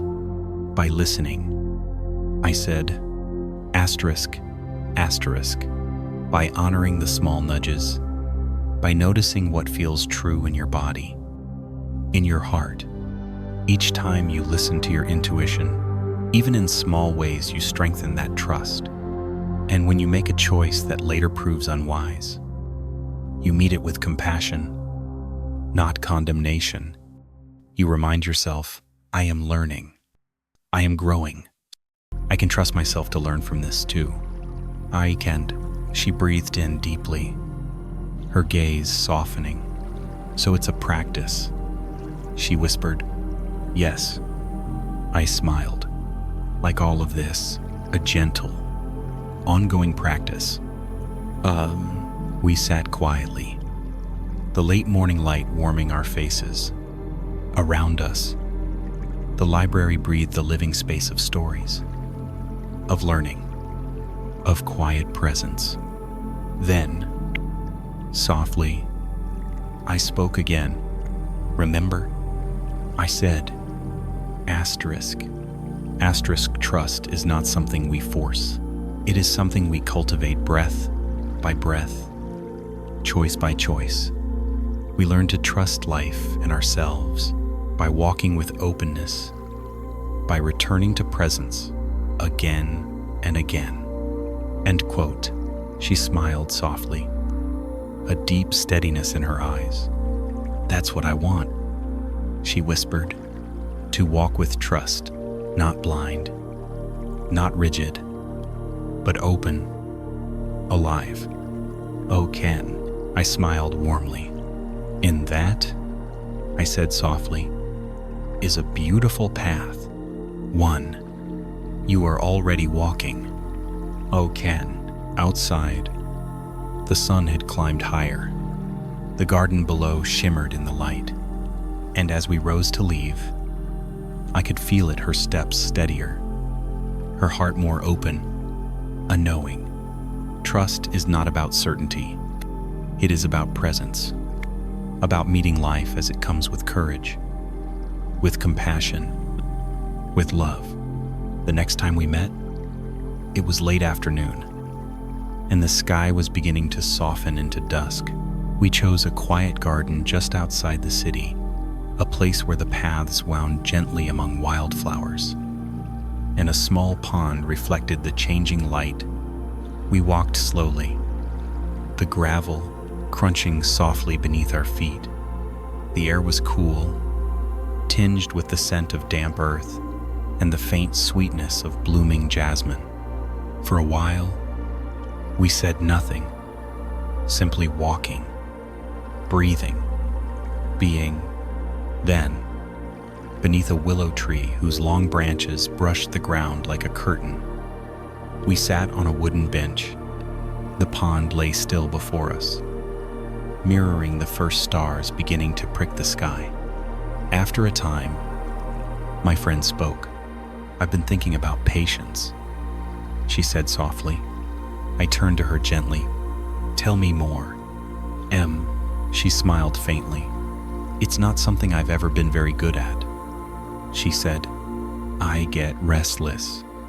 I want things to happen quickly. Healing, understanding, change. But life moves on its own timeline, and when it doesn't match mine, I feel frustrated, impatient." I nodded slowly. "That is very human," I said softly. "We are creatures of desire, longing for what we want, when we want it. But life is not bound by our timelines. It unfolds in its own mysterious rhythm." And Frank, she breathed in deeply, her gaze softening.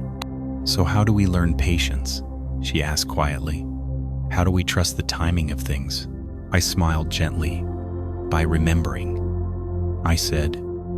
Asterisk, that patience is not passive. It is an active trust, a deep faith in the unfolding of life. It is not about waiting with clenched fists and gritted teeth. It is about softening, about meeting each moment with openness, even when it is not what we wished for. End her quote. She sat quietly, letting those words settle. "It sounds tender," she whispered. "It is," I said. Asterisk.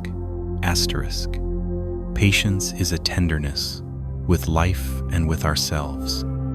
It is saying, "I will be here with what is not because it is easy, but because it is real."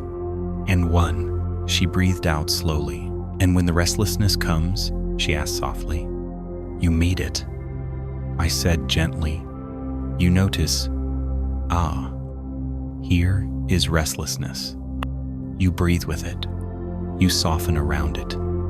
You remember that restlessness, like all things, is impermanent. It will arise, and it will pass. And in the meantime, you choose to stay present, open, trusting, and she smiled faintly. It's such a different way of thinking, she said. Not fighting with life, but moving with it. MC Tep. I nodded. Exactly. Imagine a river, I said softly. Asterisk, asterisk. It does not rush to reach the sea. It moves, steadily, trusting the pull of gravity, the shape of the land. In the same way, we can trust the pull of life, even when we cannot see around the next bend. Of Crade, she sat quietly, watching the pond shimmer in the fading light.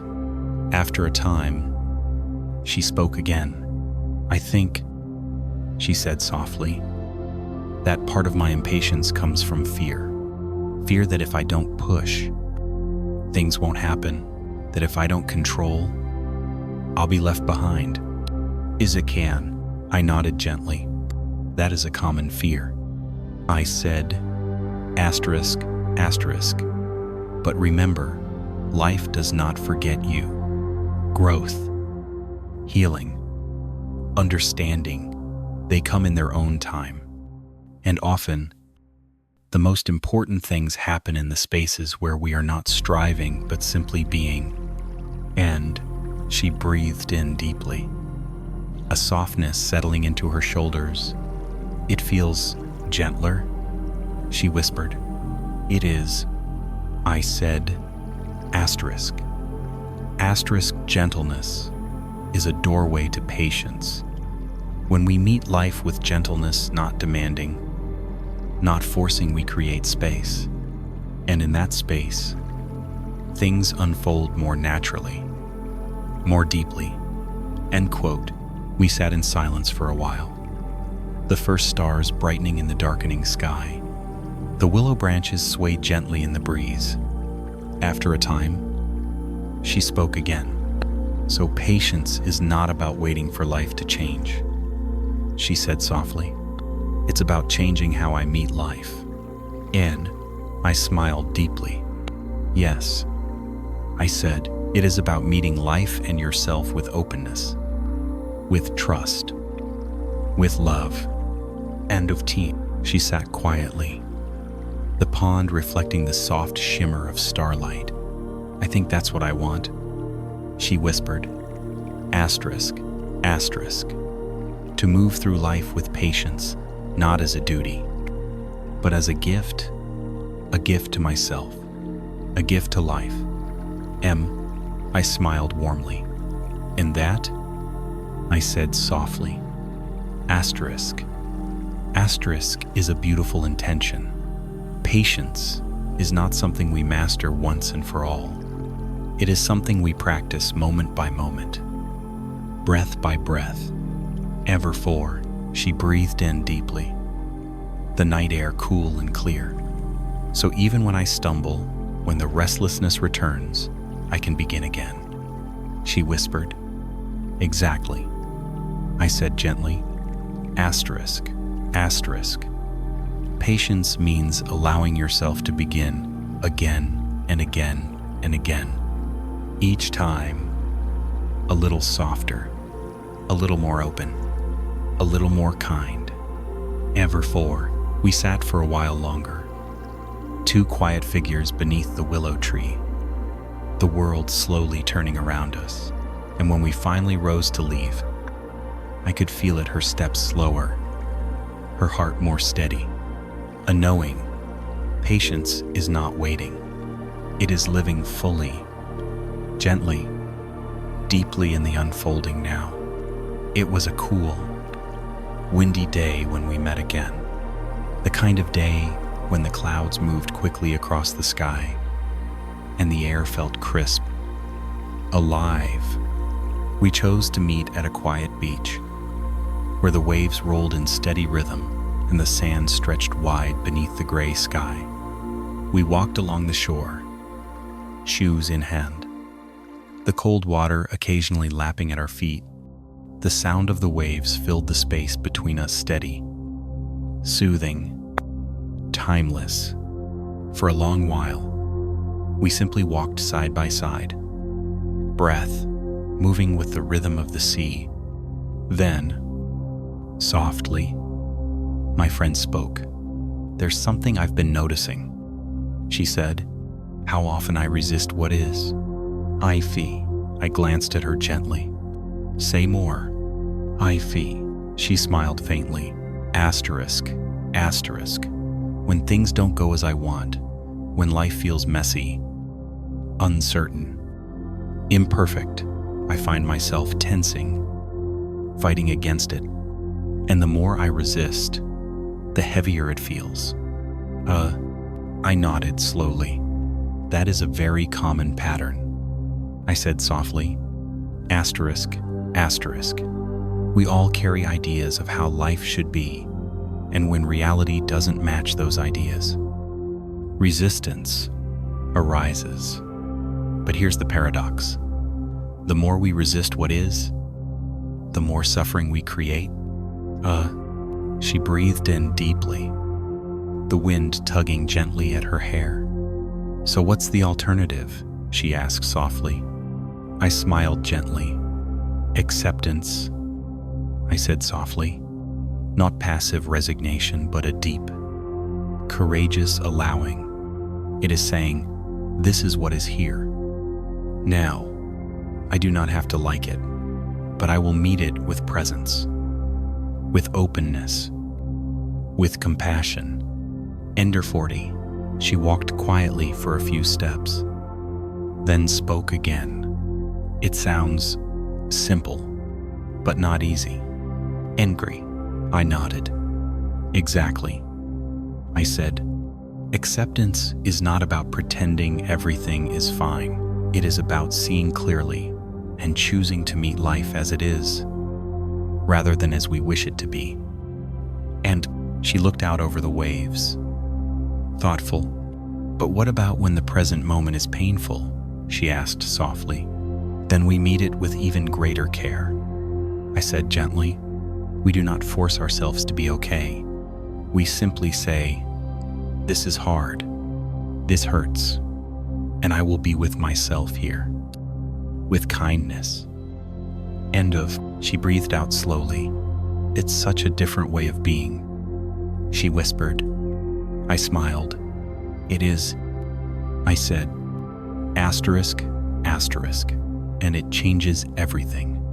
When we stop fighting what is, space opens for healing, for wisdom, for peace. It's 3. We walked in silence for a while, the waves rolling in steady rhythm. Then, softly, she spoke again. "I think part of why I resist," she said, "is because I'm afraid that if I accept things as they are, they'll never change. That acceptance means giving up." End quote. I nodded gently. "That is a common fear," I said softly. Asterisk. But here's the truth. Acceptance is not the end of change. It is the beginning. When we resist, we are stuck, locked in struggle. But when we accept, we create space for wise action, for change rooted in clarity, not reactivity. End clue. She breathed in deeply, her shoulders softening. "So, acceptance isn't about doing nothing," she whispered. "Not at all," I said gently. "It is about seeing clearly and responding from a place of presence, not from a place of resistance."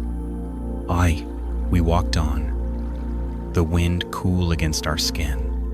After a time, she spoke again. "I think," she said softly, "that learning to accept what is also about learning to accept myself as I am." I smiled deeply. "Yes," I said softly.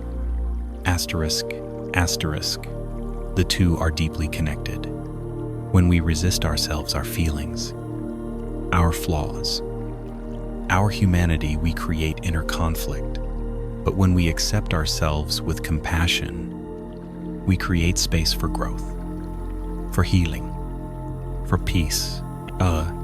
She breathed out slowly, a soft light growing in her eyes. It's a practice, she whispered. Yes, I smiled. Like everything we've explored, a gentle, ongoing practice. And we paused, standing at the edge of the waves. The sea stretched wide before us, vast, open, alive.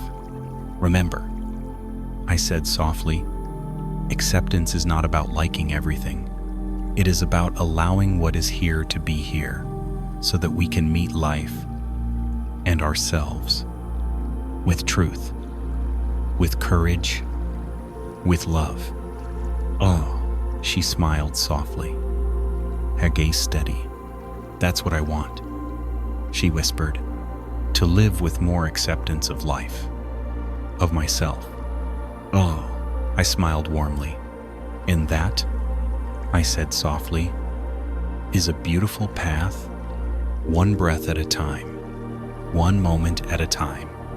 Oh, we stood for a while longer, two quiet figures beneath the vast sky, and as we turned to walk back, I could feel it, her steps softer, her heart more open, a knowing. When we stop fighting life, life begins to flow, not perfectly, not without pain, but with a deeper grace and a deeper peace. It was a soft, misty morning when we met again, the kind of morning where the world feels hushed, wrapped in a gentle fog. We chose to meet at a small park near the edge of town, a place of winding paths, tall trees, and hidden corners. The grass was damp beneath our feet, and the air smelled of rain and earth. We walked slowly, breath visible in the cool air, footsteps muffled by the soft ground. For a long while, we said nothing, simply moving through the mist, present to the quiet beauty of the moment. Then, beneath an old maple tree, whose branches reached wide and low, we sat on a wooden bench. The world around us felt like a dream, shapes softened, edges blurred. After a time, my friend spoke. I've been thinking about self-compassion, she said softly. I turned to her gently. Tell me more. Oh, she looked down, hands resting in her lap. I've realized, she said, asterisk, asterisk, how often I speak to myself with harshness in ways I would never speak to anyone else. And even when I notice it, it's hard to shift. The old patterns are so strong. And I nodded slowly. That is very common, I said softly. Asterisk, asterisk. Many of us carry old voices, critical, demanding, unkind. But here's the truth. Harshness does not lead to growth. It leads to shame, to contraction, to fear. Compassion, on the other hand, create a space for healing, for learning, for true change. Oh, she breathed in deeply, letting those words settle. So how do we begin? She asked softly. I smiled gently. By noticing. I said, asterisk, asterisk. By becoming aware of the inner voice, not to judge it, but to see it clearly.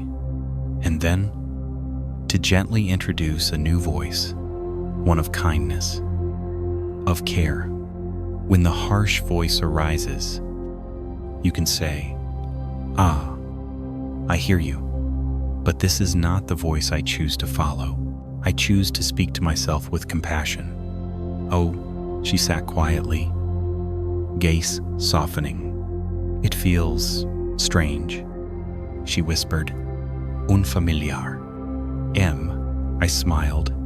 Of course, I said softly. Asterisk.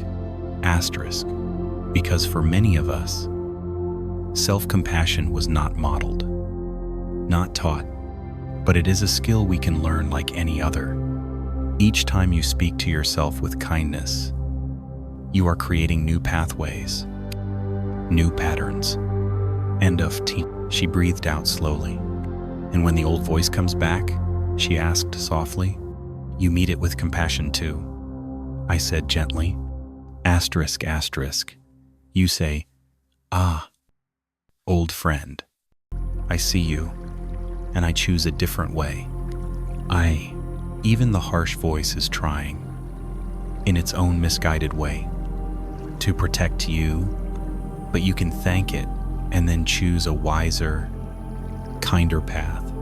Oh, she sat with that, a soft light in her eyes. "It's such a gentle approach," she whispered. "Yes," I said softly, "because true transformation does not come from self-punishment. It comes from love." End quote. We sat in silence for a while, the mist weaving through the trees. Then, softly, she spoke again. "I think," she said softly, "that part of why I struggle with self-compassion is because I fear that if I'm too kind to myself, I won't change, that I'll become complacent." End quote. I nodded gently. "That is a common fear," I said softly, asterisk, asterisk. "But it is a misunderstanding. Self-compassion is not about excusing harmful behavior. It is about creating a safe space for honest reflection, for learning, for growth. When we are kind to ourselves, we are more able to see clearly and more motivated to change, not out of shame, but out of love." And she breathed in deeply, her shoulders relaxing, so kindness supports growth. She whispered, "Yes." I smiled. "It is the soil in which true transformation takes root." We sat for a while longer, the mist slowly lifting, the world beginning to sharpen around us. After a time, she spoke again. "I want to practice this," she said softly, "to become someone who speaks to myself with kindness, not perfectly, but with intention." I smiled deeply. "That," I said softly, asterisk, asterisk is a beautiful path. And remember, every small moment of compassion matters. Each time you choose kindness, even for a breath, you are shifting the landscape of your heart. She breathed out slowly, a quiet peace in her gaze. "One breath at a time," she whispered. "Yes." I smiled. "One breath at a time." And we rose then, continuing along the winding path. The sun was beginning to break through the clouds, casting soft light across the damp earth.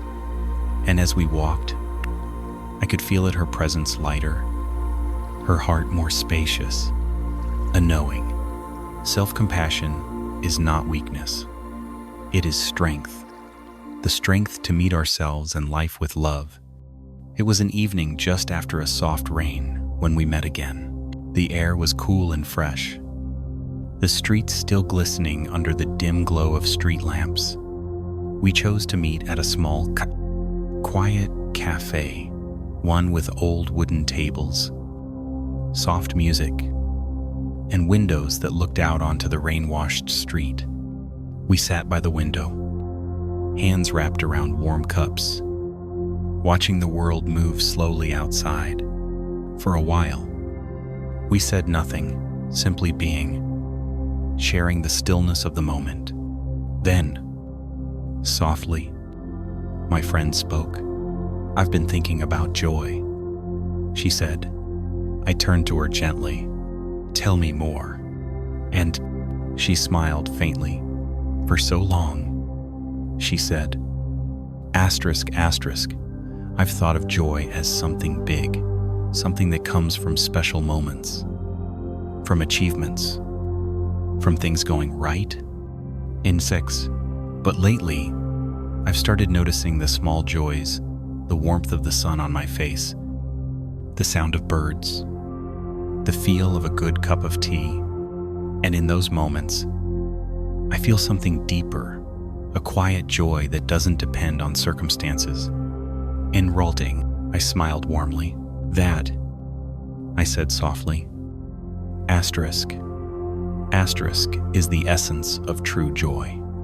Not the fleeting happiness that comes from getting what we want, but the deeper joy that arises from presence, from gratitude, from simply being alive. She breathed in deeply, her gaze softening. It feels so different, she whispered, so much more grounded, more real. And I nodded gently, because it is rooted in what is here.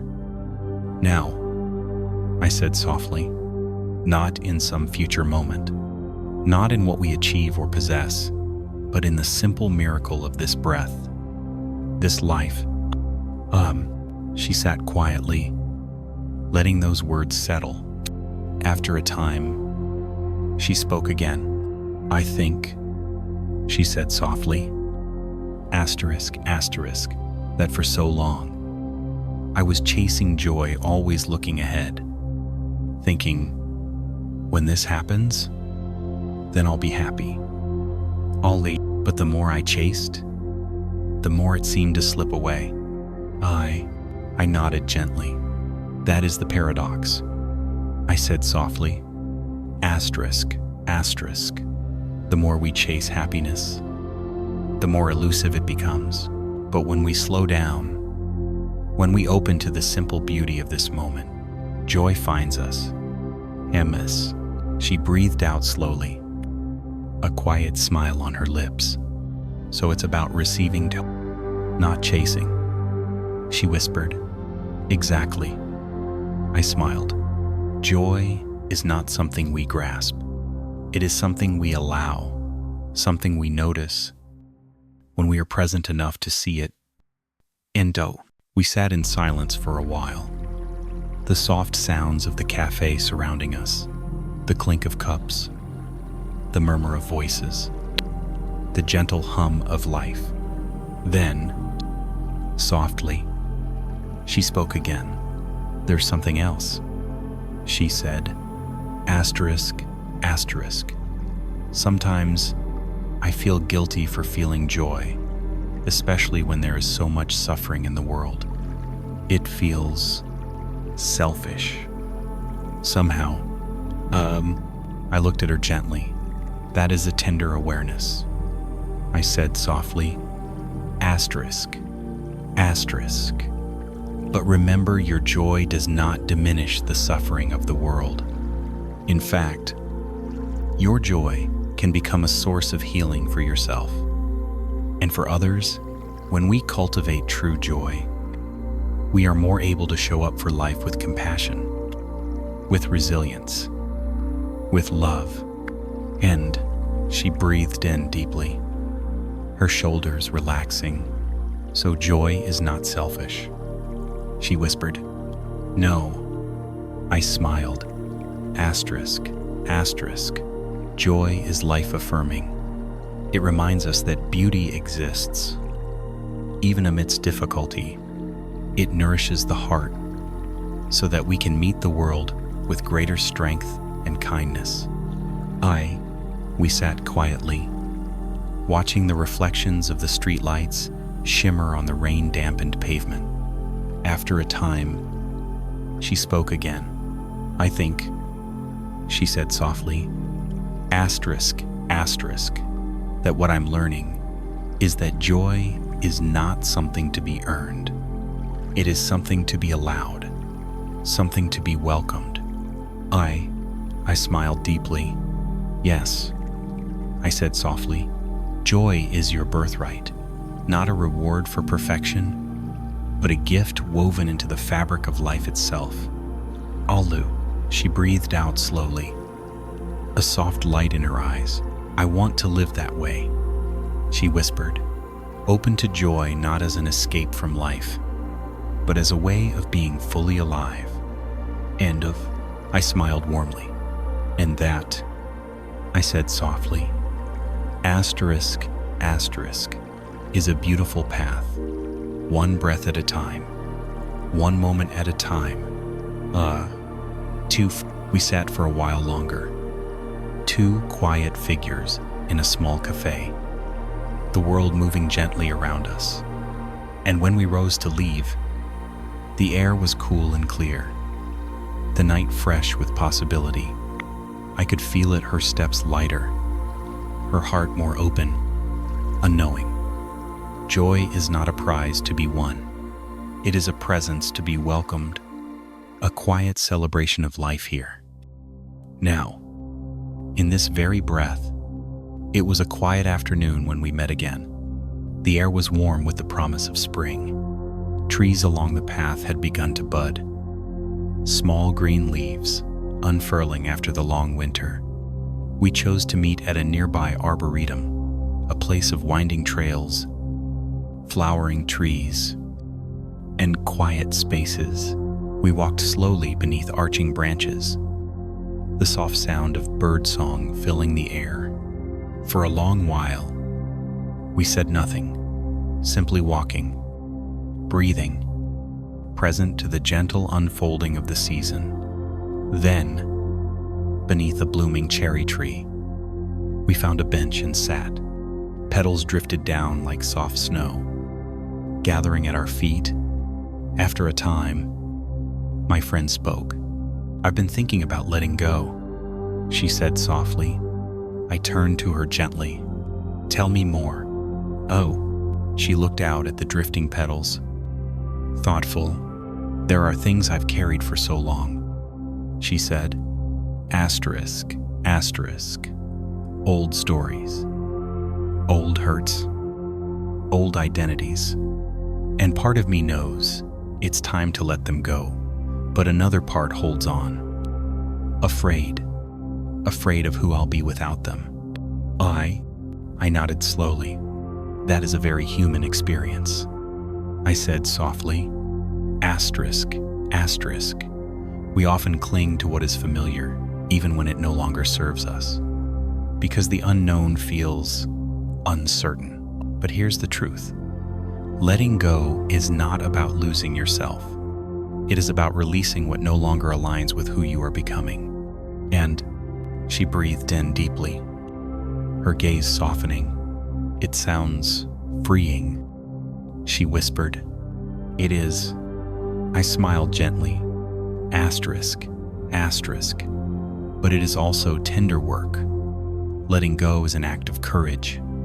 It asks us to trust not that the future will be perfect, but that we have the strength to meet it as we are. And she sat quietly, watching the petals fall. After a time, she spoke again. "But how do we know when it's time to let go?" she asked softly. I smiled. "Often," I said gently. Asterisk, asterisk. Our hearts know before our minds do. When something feels heavy, constrictive, out of alignment, that is often a sign that it is time to release, not with harshness, not with force, but with gratitude for what it taught us, and with trust in the unfolding path ahead. And she breathed out slowly, her shoulders relaxing. "And what if the fear comes?" she asked softly. "Then you meet it," I said gently. Asterisk, asterisk. You say, here is fear. I see you. And still, I choose to trust. I choose to trust that letting go will create space for what is true, for what is needed, for what is next. She sat with that, a soft light growing in her eyes. "It feels gentle," she whispered. "Yes," I smiled. Letting go is not about forcing ourselves to move on. It is about allowing ourselves to move forward with compassion, with grace. We sat in silence for a while, the petals continuing to drift around us. Then, softly, she spoke again. "I think," she said softly, asterisk. That part of why I've held on is because it gave me a sense of identity, even if it was painful. Without it, who am I? Asterisk. I nodded gently. "That is a deep question," I said softly. Asterisk. And it points to an even deeper truth. You are not your stories. You are not your wounds. Beneath all of that is something vast, is spacious, alive, your true nature. When we let go of old identities, we do not lose ourselves. We rediscover ourselves. And she breathed in deeply. "Yeah," gaze steady. "So letting go is also coming home," she whispered. "Yes," I smiled. "Coming home to what is most real, most alive, most true." And we sat quietly, the soft rustle of petals filling the space around us. After a time, she spoke again. "I want to live that way," she said softly, "not bound by the past, but open to what is here, what is now, and how's." I smiled deeply. "And that," I said softly, asterisk is a beautiful intention. And remember, letting go is not a one-time act. It is a practice. Each breath, each moment offers a new opportunity to soften, to release, to trust. In, she breathed out slowly, her heart lighter, one breath at a time. She whispered, "Yes." I smiled, "One breath at a time." And howls, we rose then, continuing our walk beneath the blooming trees. The path before us was soft with petals, the air fragrant with new beginnings. And as we walked, I could feel it, her steps lighter, her presence more spacious, a knowing. Letting go is not the end. It is the beginning, a beginning rooted in trust, in presence, in love. It was a quiet morning when we met again. The sun was just beginning to rise, casting a soft golden light across the fields. A gentle mist hung low over the grass, shimmering in the dawn. We chose to meet at a small nature reserve, a place of open meadows, tall trees, and winding trails. Birdsong filled the air, a chorus of gentle welcome. We walked slowly, the earth cool beneath our feet, the world around us waking to a new day. For a long while, we moved in silence, step by step, breath by breath, present to the beauty of the morning. Then, beside a small stream that wound its way through the meadow, we found a fallen log and sat. The water moved softly before us, weaving its path with quiet grace. After a time, my friend spoke. "I've been thinking about gratitude," she said softly. I turned to her gently. "Tell me more." "And Gray," she smiled faintly. "For so long," she said, asterisk, I thought of gratitude as something I should practice, a list to write, a ritual to complete. But lately, I've started noticing a different kind of gratitude, one that arises naturally, in small moments, the warmth of the sun, the song of a bird, the feel of the earth beneath my feet. And in those moments, I feel connected, alive, and phrase. I smiled deeply. "That," I said softly, asterisk, is the heart of true gratitude. Not a task or obligation, but a way of seeing, a way of meeting life with an open heart. And a Fremau, She breathed in deeply, her gaze softening. It feels so simple. She whispered, "It is." I said gently, asterisk, asterisk. And yet, it changes everything. When we meet life with gratitude, even in small ways, we shift our relationship with the world. We move from grasping to receiving, from scarcity to abundance, from separation to connection. Oh, she sat quietly, watching the stream shimmer in the morning light. After a time, she spoke again. "Sometimes," she said softly, "I feel guilty for feeling grateful, especially when there is so much suffering in the world." And I looked at her gently. "That is a tender awareness," I said softly. "But remember, gratitude does not deny suffering. It honors life in all its complexity." Gratitude is not about pretending everything is perfect. It is about recognizing beauty and goodness, even amidst imperfection. And she breathed out slowly, her shoulders relaxing. "So gratitude and grief can coexist?" she whispered. "Yes." I smiled. Asterisk, asterisk. They are not opposites. They are companions. Gratitude helps us hold the beauty of life. Grief helps us honor its fragility. Together, they deepen our capacity for love.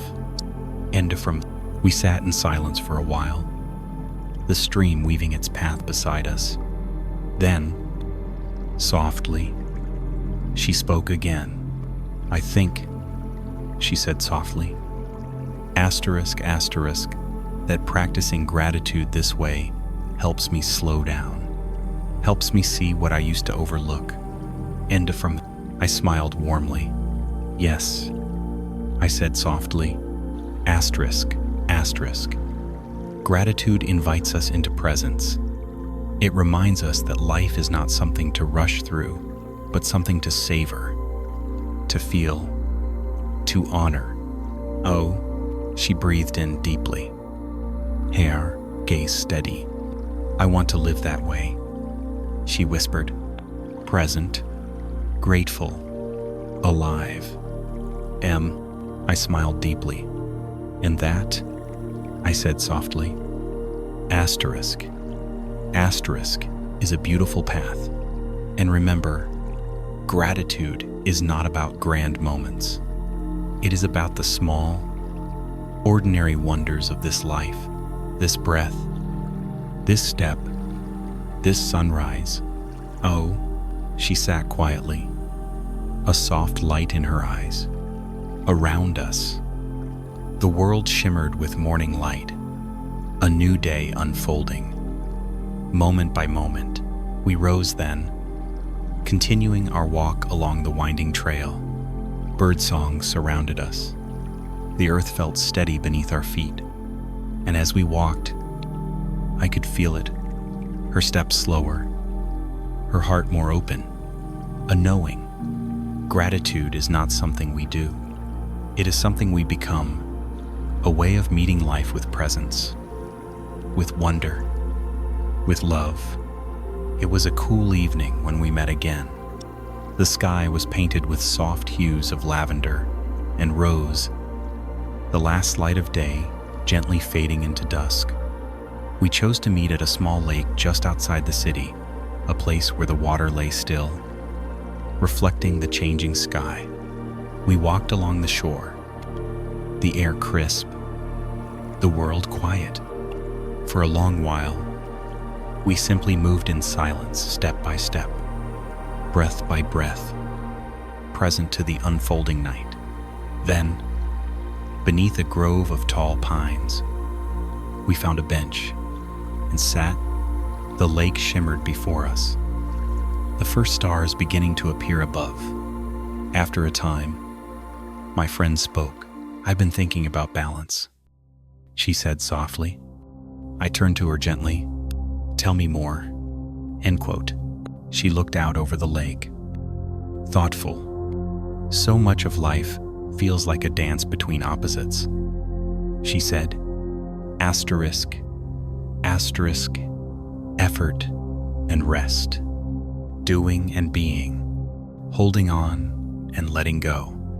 And sometimes, it's hard to know how to find balance, how to move between these spaces with grace. Azix, I nodded slowly. That is one of life's deep teachings. I said softly, balance is not a fixed state. It is a living, breathing process, a continual listening, a continual adjusting. Unquote. She breathed in deeply, her gaze softening. It feels dynamic. She whispered, exactly. I smiled. Asterisk, asterisk, like the breath. Inhale, exhale, expansion, release. Balance is not about holding everything perfectly still. It is about moving with life, with awareness, with fluidity, with care. As it she sat quietly, watching the soft ripples on the water. After a time, she spoke again. Sometimes, she said softly, asterisk, asterisk. I lean too far into effort, pushing, striving, doing, and other times, I retreat too far into rest, avoiding, withdrawing, disconnecting. It's hard to know where the middle is. And I smiled gently. That is natural. I said softly, asterisk, asterisk. We all move through these waves. The key is to listen not from the mind alone, but from the body, from the heart. When you notice tension, exhaustion, resistance, it may be time to soften, to rest. When you notice stagnation, numbness, disconnection, it may be time to engage, to move, to create. Balance is found not in rigid rules, but in attunement, in a gentle dialogue with life. She breathed out slowly, her shoulders relaxing. It feels kinder. She whispered, yes. I said softly, asterisk, asterisk. Balance is an act of kindness toward yourself, toward life. It honors the truth of the moment, rather than the demands of perfection. Oh, we sat in silence for a while, the stars brightening above us. Then, softly, she spoke again. I think, she said softly, asterisk, asterisk, that part of why I struggle with balance is because I carry so many shoulds ideas about how I'm supposed to be, supposed to live. And those shoulds pull me out of listening, out of trust. Oh, I nodded gently. That is a wise insight. I said softly, asterisk, asterisk. The shoulds are old voices, echoes of culture, of conditioning. But true balance arises from presence, from listening deeply to what is here. Now, when we release the shoulds, we create space to move with life, rather than against it. End of.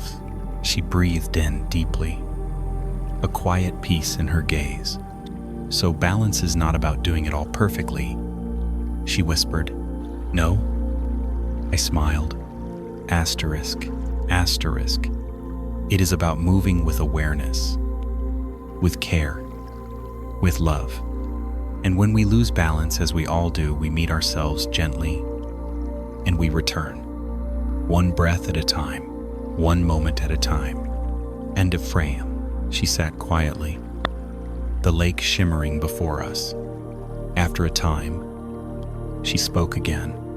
I want to live that way, she said softly, listening, trusting, moving with life. I smiled warmly. And that, I said softly, Asterisk. Asterisk is a beautiful path. And remember, balance is not a destination. It is a practice, a dance of presence, of kindness, of trust, and of Freya. We sat for a while longer, two quiet figures beneath the stars, the night unfolding around us. And as we rose to leave, I could feel it, her steps softer, her heart more attuned. A knowing, balance is not about getting it right. It is about living with awareness and returning again and again to the center of the heart. It was a gentle, overcast morning when we met again. The sky was soft with clouds, the air cool and still. We chose to meet at a small greenhouse filled with plants of every kind: ferns, orchids, succulents, towering palms. Inside, the air was warm and fragrant, alive with the quiet energy of growth. We wandered slowly through the winding paths, the soft crunch of gravel beneath our feet, the hush of green life surrounding us. For a long while, we simply moved, breathing in the lush scent of earth, touching leaves with gentle fingers, present to the unfolding life around us. Then, beneath a canopy of flowering vines, we found a wooden bench and sat. Soft light filtered through the leaves, casting gentle patterns across the ground. After a time, my friend spoke. "I've been thinking about resilience," she said softly. I turned to her gently. "Tell me more." She looked around the greenhouse, thoughtful. "Life brings so many waves," she said. Asterisk, asterisk, change, loss, uncertainty, challenge, and sometimes I wonder what it means to be resilient, not in a hard, unfeeling way, but in a way that is alive, compassionate, whole. I nodded slowly. "That," I said softly. Asterisk. Asterisk is a deep and beautiful inquiry. Resilience is not about never falling.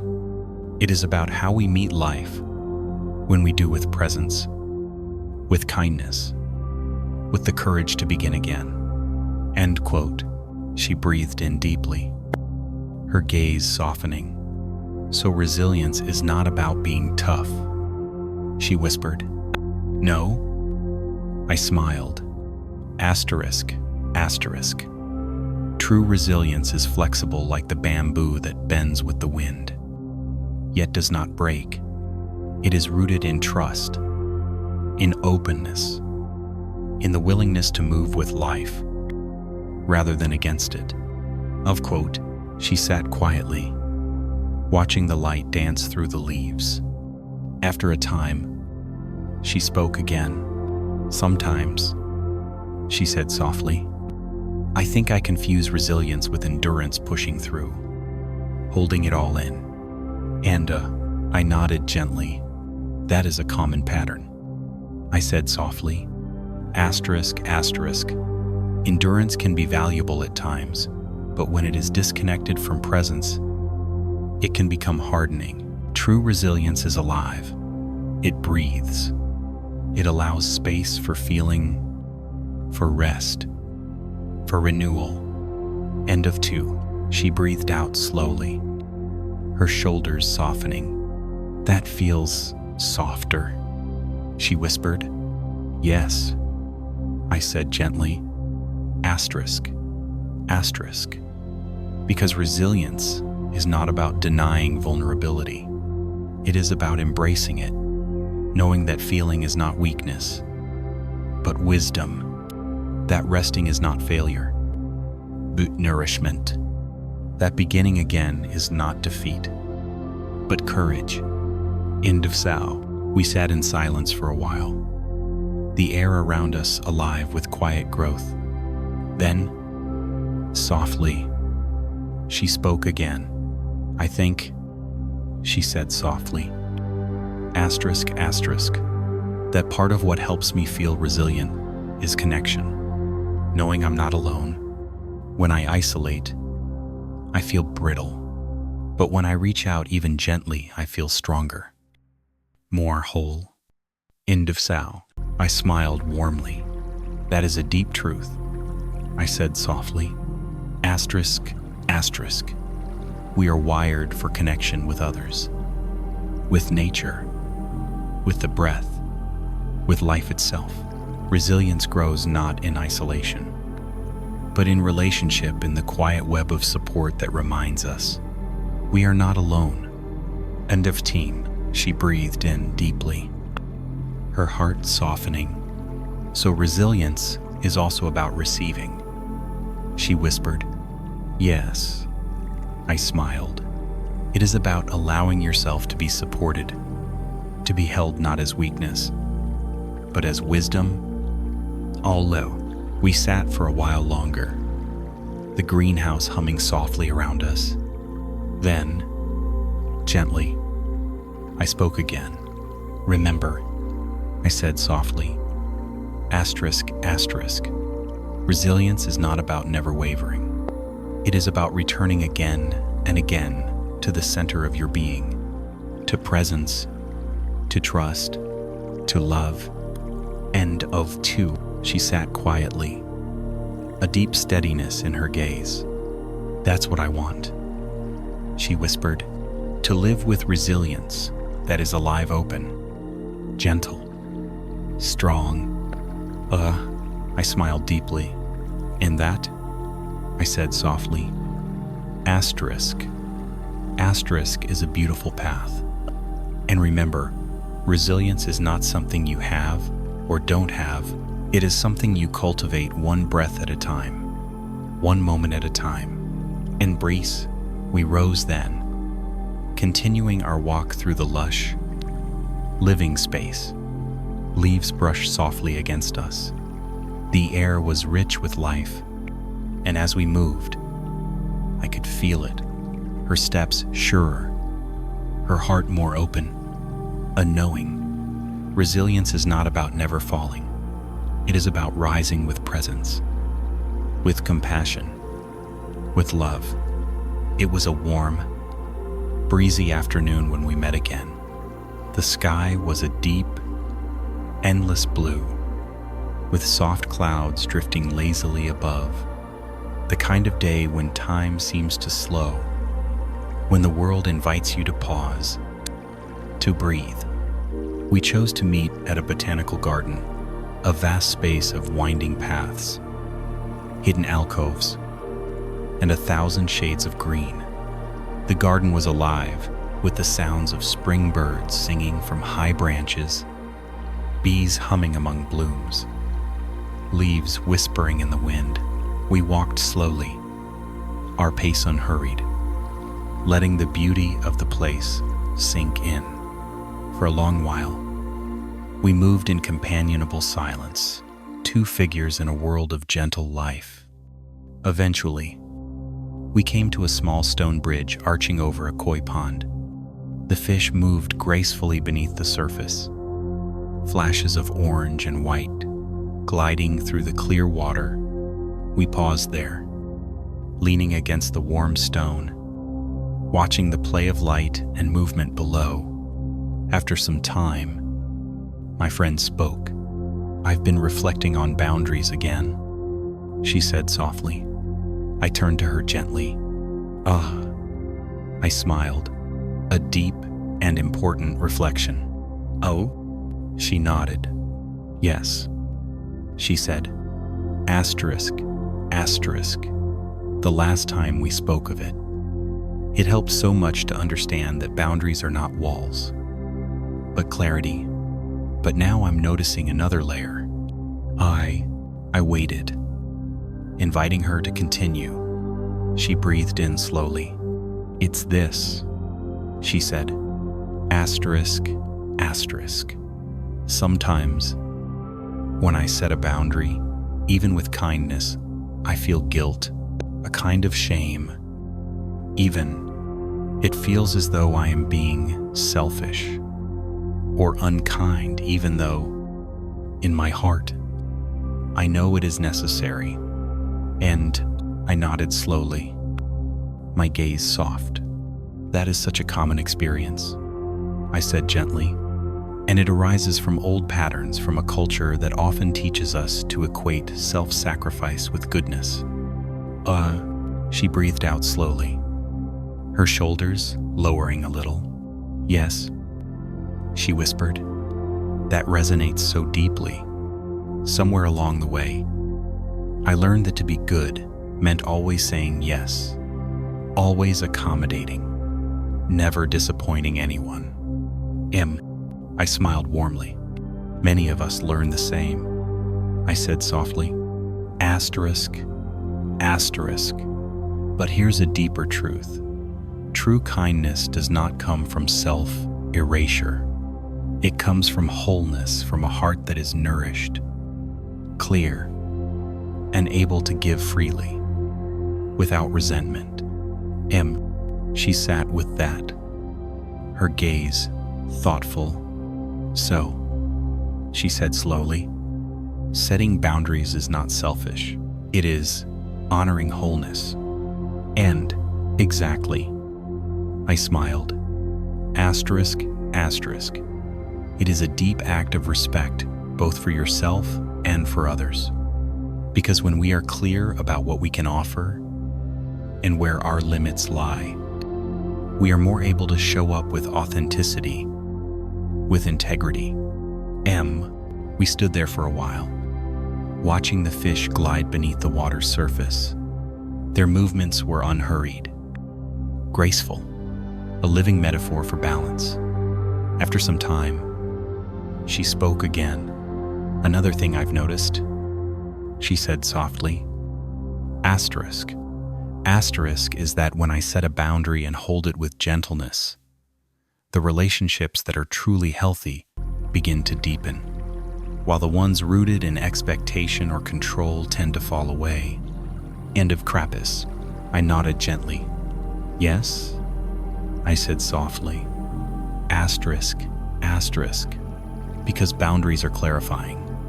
They reveal the true nature of connection, who is able to meet you with respect, and who is attached to who they want you to be. She breathed in deeply, a quiet steadiness growing in her gaze. It's not always easy, she whispered. Sometimes it feels lonely. End of 10. I smiled softly. That is true, I said gently. Asterisk, asterisk.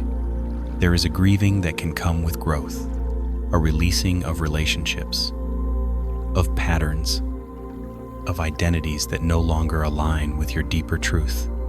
But in that space, new connections can arise, relationships rooted in mutual respect, in genuine presence.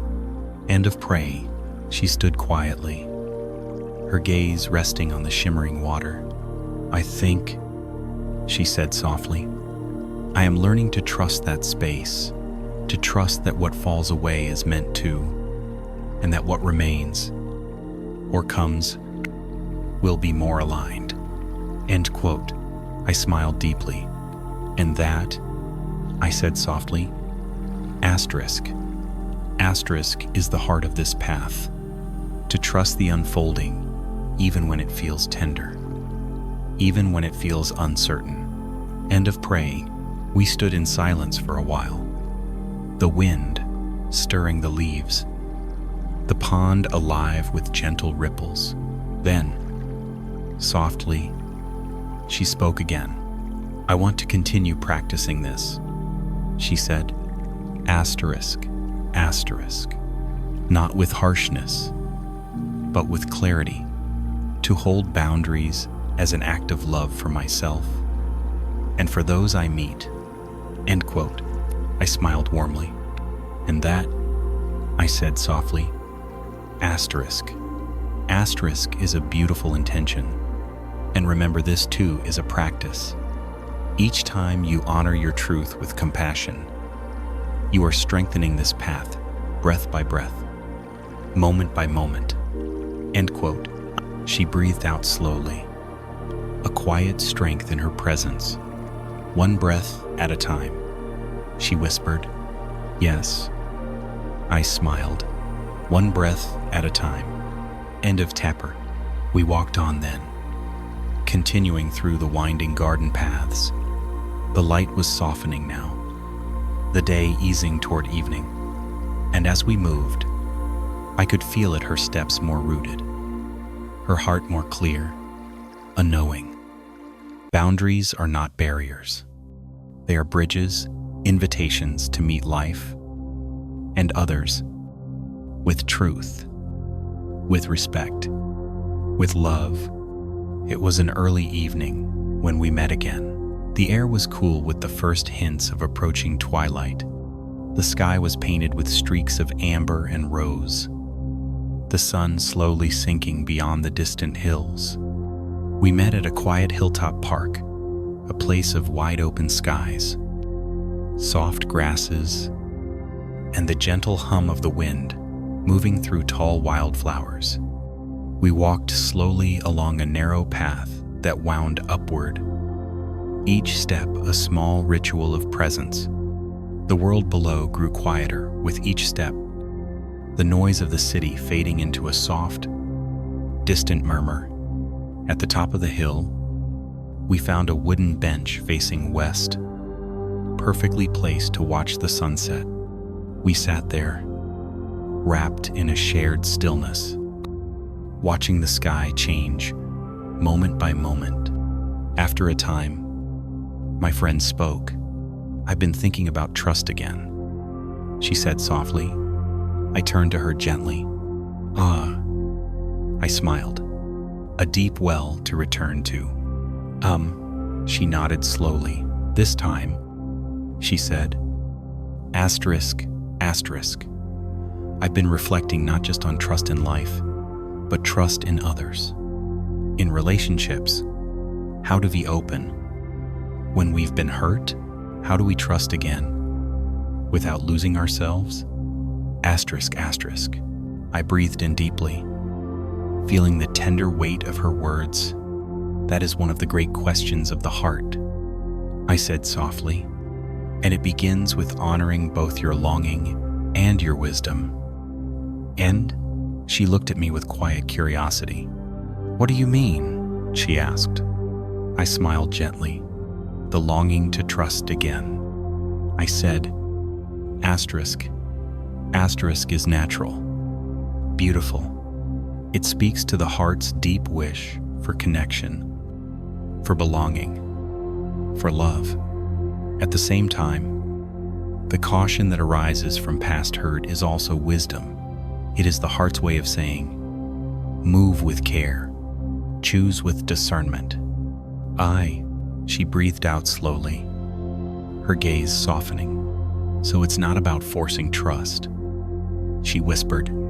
"No," I said gently. "It is about allowing trust to grow naturally, patiently, from the soil of presence and discernment." And we sat in silence for a while, the sky deepening into richer hues. After a time, she spoke again. "Sometimes," she said softly, "I feel impatient with myself, wishing I could open more quickly, trust more fully." And I smiled warmly. "That is a tender wish," I said softly. Asterisk, asterisk. But remember, the heart opens in its own time, like a flower. It cannot be forced. And when we honor its pace, we create the conditions for trust to grow in a way that is true, that is sustainable. She breathed in deeply, her shoulders softening. "So patience is part of trust," she whispered. "Yes," I smiled. "Patience and presence, meeting each moment, each person, with curiosity, with openness to what is, rather than what we wish it to be." She sat quietly, watching the last light shimmer on the horizon. After a time, she spoke again. "And what about boundaries within trust?" she asked softly. "How do we stay open while also staying true to ourselves?" I nodded gently. "That is where discernment becomes a companion to trust," I said softly. "Being open does not mean being unguarded. It means being attuned to your body, to your intuition, to the subtle signals of safety or misalignment. When something feels off, you honor that knowing. When something feels safe, you allow trust to deepen step by step." And she breathed out slowly, a quiet steadiness in her gaze. "So it's not about all or nothing," she whispered. "Exactly." I smiled. Trust is not a binary switch. It is a living, breathing relationship, one that unfolds gradually through presence, through shared experience, through consistency. We sat for a while longer, the stars beginning to appear in the darkening sky. The wind moved softly through the grasses around us. Then, gently, she spoke again.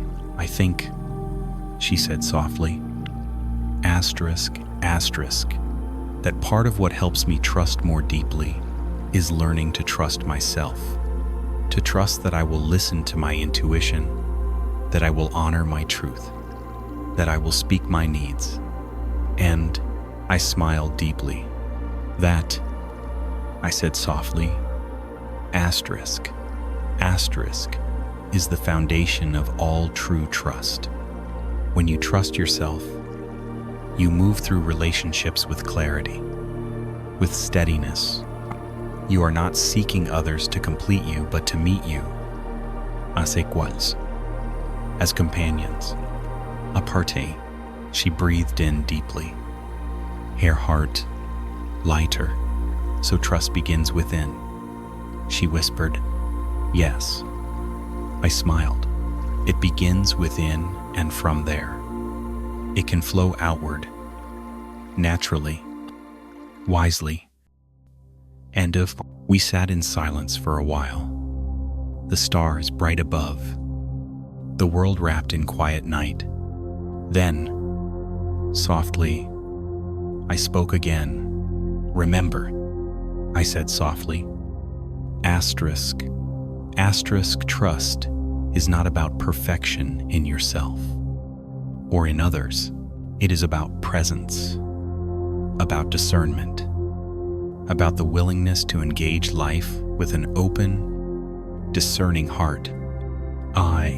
She smiled softly, a quiet strength in her eyes. "That's how I want to live," she whispered. "Open, discerning, true, and from." I smiled warmly. "And that," I said softly, asterisk, is a beautiful path. And remember, it is a practice, one breath at a time, one moment at a time. We rose then, moving slowly down the path, the night cool and alive around us.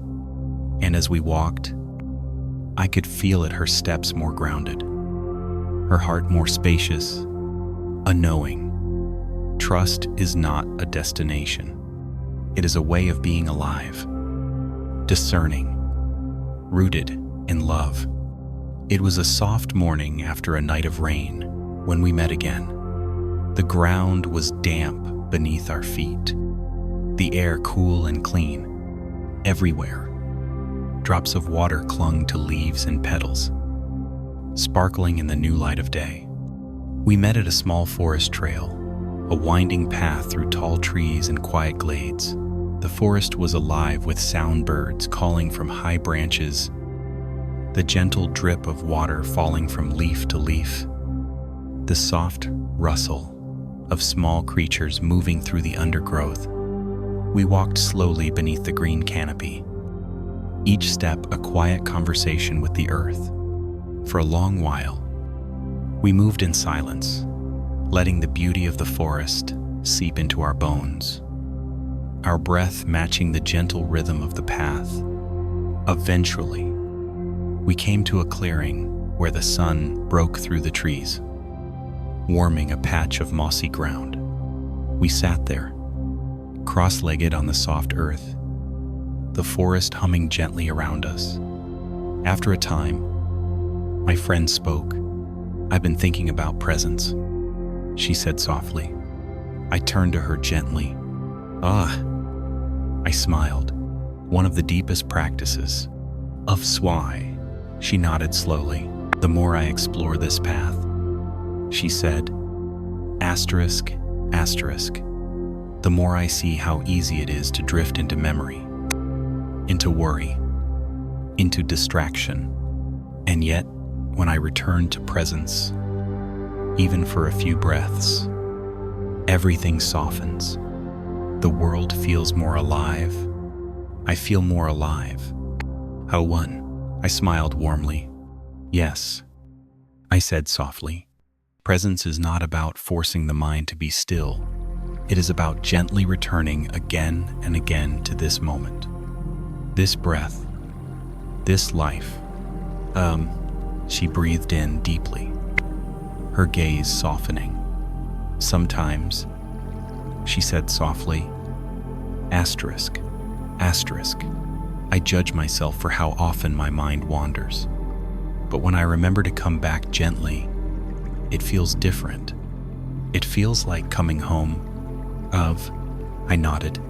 "That is the heart of presence," I said softly. Asterisk, asterisk, not perfection, but returning. Not harsh discipline, but loving awareness. Each moment of returning is a moment of awakening, a moment of freedom. We sat in silence for a while, the forest breathing around us. Birdsong echoed softly through the trees, the air alive with the scent of damp earth and growing things. After a time, she spoke again. "Another thing I'm noticing," she said softly, asterisk, asterisk, "is that when I am present, my experience of time changes. It feels less rushed, less pressured. Even ordinary moments feel rich, is spacious." "And too," I smiled gently. "Yes," I said softly, asterisk, asterisk. "Presence dissolves the illusion of scarcity, the sense that there is never enough time, never enough life. In presence, we taste the fullness of each moment, and life becomes vast, intimate, the whole." And she breathed out slowly, a quiet peace settling into her being. "It's such a gift," she whispered. "Yes," I smiled, "and it is always available in this breath, in this step, in this moment." We sat for a while longer, the light shifting through the leaves. Then, softly, she spoke again. "Sometimes," she said softly, "I feel sadness for all the moments I've missed, all the times I've been caught in distraction, in worry, in striving." I reached out gently, placing a hand over hers. "That too," I said softly. Asterisk, asterisk is a moment of presence, to see, to feel, to honor what has been with compassion, not regret, and in that seeing, to awaken to this new moment, this new breath. She breathed in deeply, her eyes shimmering. "So even the sadness can be a doorway," she whispered. "Yes," I smiled. "Every feeling, every experience can be met with presence, can be a teacher, a guide." We sat quietly, the forest holding us in its gentle embrace.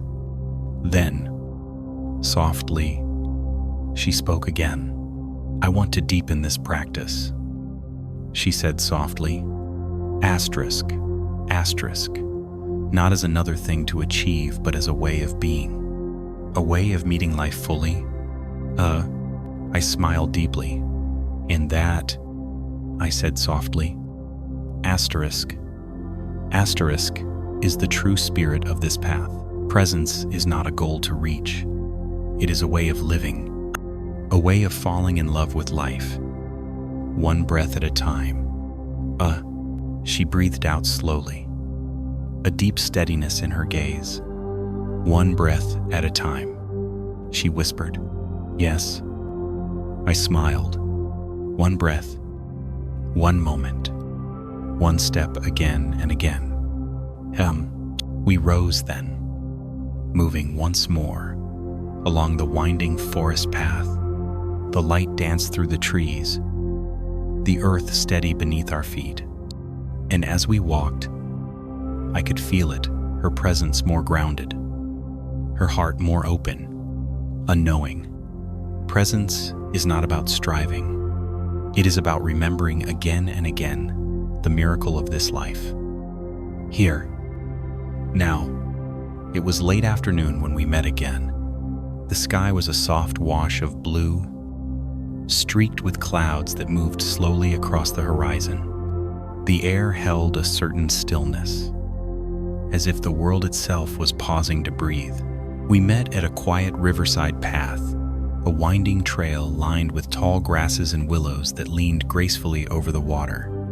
The river moved steadily beside us, its surface shimmering in the fading light. We walked slowly along the path, our footsteps soft against the earth.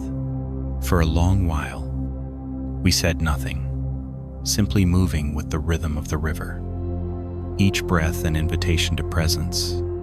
Eventually, we came to a wooden bench beneath a willow's arching branches. We sat there, watching the gentle flow of the water. After a time, my friend spoke. I've been reflecting on the stories we tell ourselves, she said softly. I turned to her gently. I smiled. A powerful reflection. Oh, she nodded slowly. The more I observe my mind, she said, asterisk, asterisk, the more I see how many stories I carry about who I am, what I can do, what is possible. Some of these stories are helpful, but many are limiting. They keep me small, stuck. And I nodded.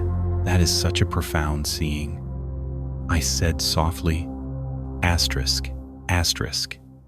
Our minds are meaning, making creatures always weaving narratives, trying to make sense of the world.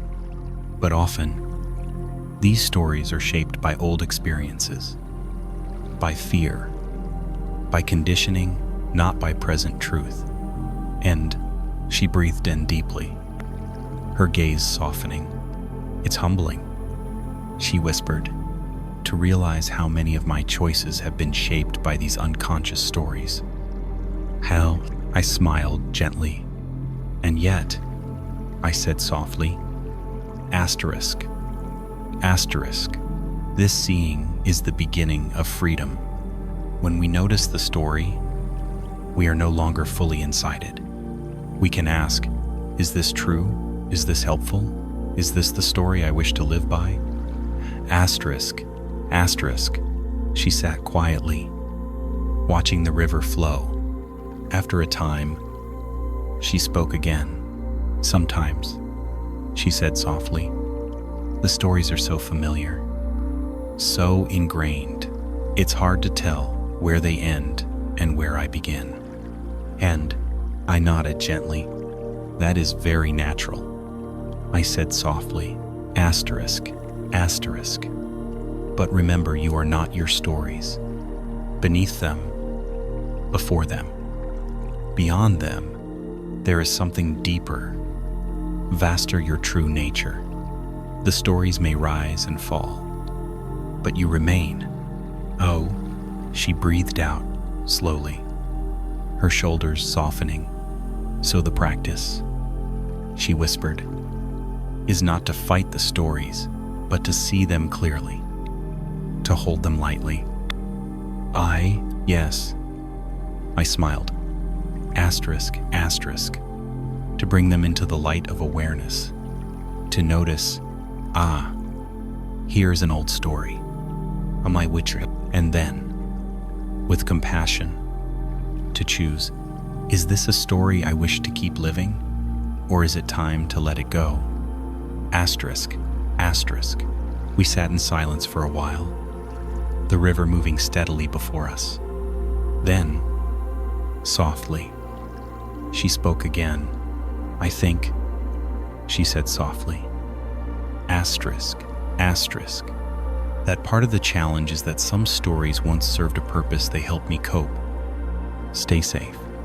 But now, they no longer fit, and letting them go feels both freeing and vulnerable. And percent, I smiled warmly. That is such deep wisdom, I said softly. Asterisk, asterisk. Many of our stories were once adaptations, ways of navigating a world that may not have felt safe.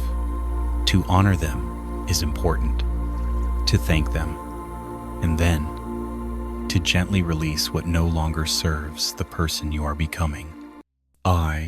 She breathed in deeply. Gaze steady. So, it's an act of compassion, she whispered. Yes? I smiled. Asterisk, asterisk. Compassion for who you were and for who you are now. And trust that new stories can be written. Stories rooted in presence, in truth, in love. End quote. We sat for a while longer, the sun dipping lower in the sky. The river caught the light, flowing like liquid gold. After a time, she spoke again.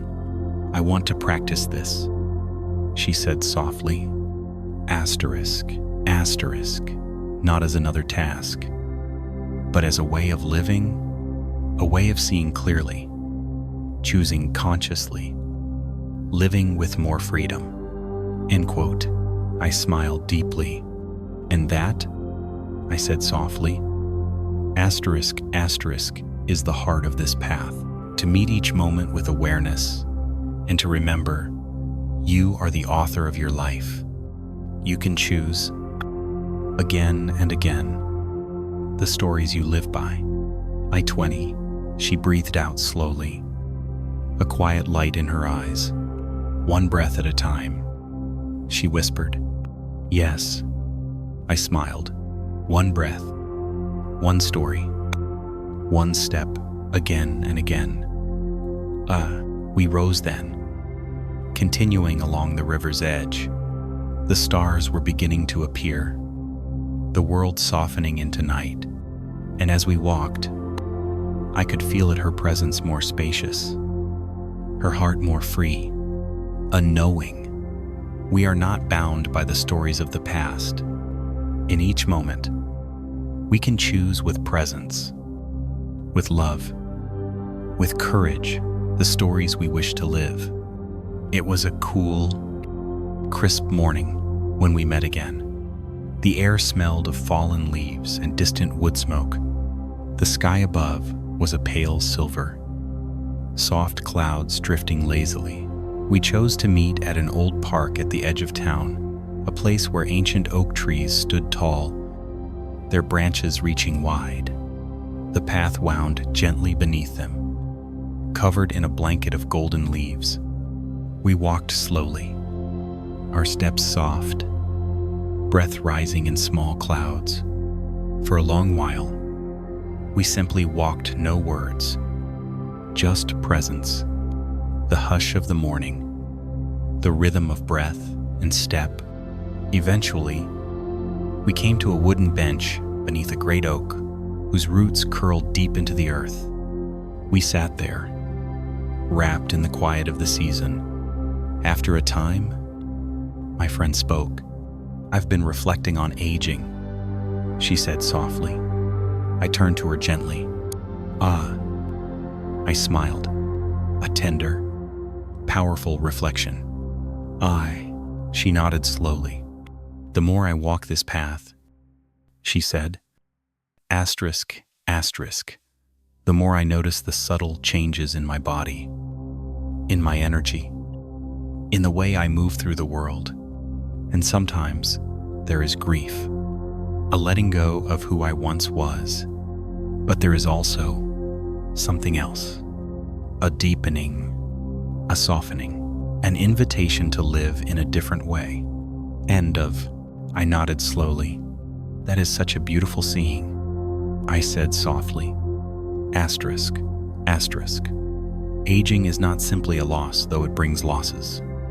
It is also a ripening, a maturing of wisdom, of presence, of the heart, and of, she breathed in deeply, her gaze softening. It feels so different from how aging is often spoken of. She whispered, yes. I smiled. Asterisk, asterisk, in many cultures, aging is feared, seen only through the lens of decline. But in truth, it is a profound unfolding, an invitation to live with greater presence, greater freedom, greater love. A blank. We sat in silence for a while, the leaves shifting gently around us. Then, softly, she spoke again. Sometimes, she said softly, I feel sadness for what is passing, the strength, the speed, the ease I once had. I nodded gently. That sadness is natural, I said softly. Asterisk, asterisk. It honors what has been, and in allowing ourselves to feel it with compassion, without judgment, we create space for what is here now, and for what is yet to come. She breathed out slowly, her shoulders softening. There is also a longing, she whispered, to live these years, however many, remain with depth, with truth, with beauty. End quote. I smiled warmly. And that, I said softly, asterisk, asterisk is the gift of this season of life. The invitation is not to cling to what was, nor to fear what is coming, but to be fully here. Now, to savor the ripeness of this moment, this breath. End of quote. She sat quietly, the light shifting through the oak branches above us. After a time, she spoke again. I think, she said softly, asterisk, asterisk, that part of what makes this path so rich is the letting go of pretense, the longing to be seen as we truly are, not perfect, not youthful, but real. End of quote. I nodded gently. Yes, I said softly. Asterisk, asterisk. Aging can strip away the masks, the striving to be more, to prove, to impress. What remains is essence presence, authenticity, depth, and fraying. She breathed in deeply, her gaze steady. There is a freedom in that, she whispered. Yes. I smiled. Asterisk, asterisk. A freedom to live more simply, more honestly, to love more deeply, to choose what matters, and to let go of what does not. And fraying, we sat for a while longer, the earth steady beneath us. Then, softly, she spoke again. I want to live these years that way, she said softly, not clinging to youth, not fearing age, but walking with grace, with gratitude, with presence. I smiled deeply. And that, I said softly, asterisk, asterisk is a beautiful intention. And remember, each day is a new beginning, a chance to meet this life, this body, this heart with love, with wonder, with deep trust. Is in den, she breathed out slowly, a soft light in her eyes. One breath at a time, she whispered. Yes, I smiled.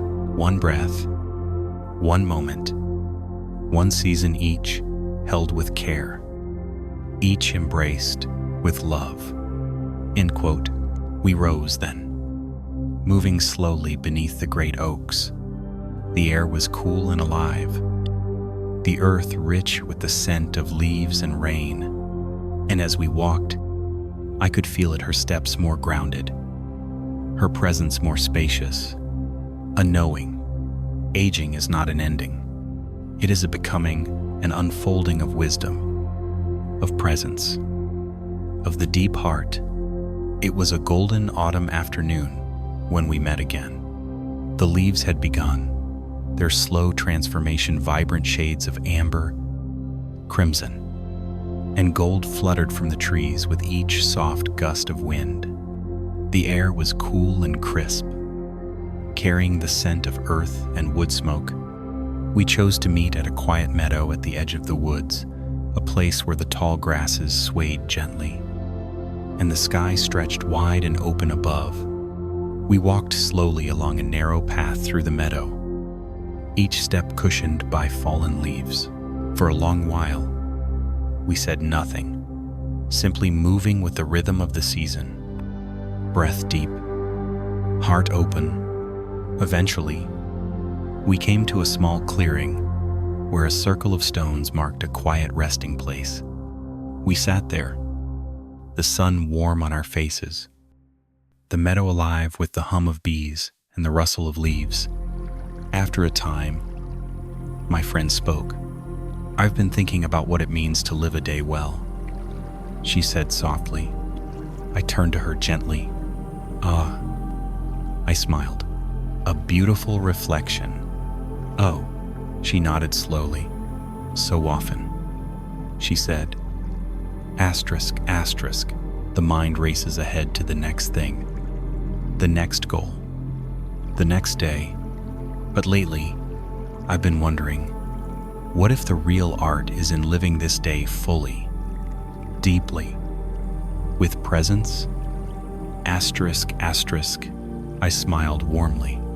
Yes, I said softly. This is the heart of the practice, not to chase life, but to meet it.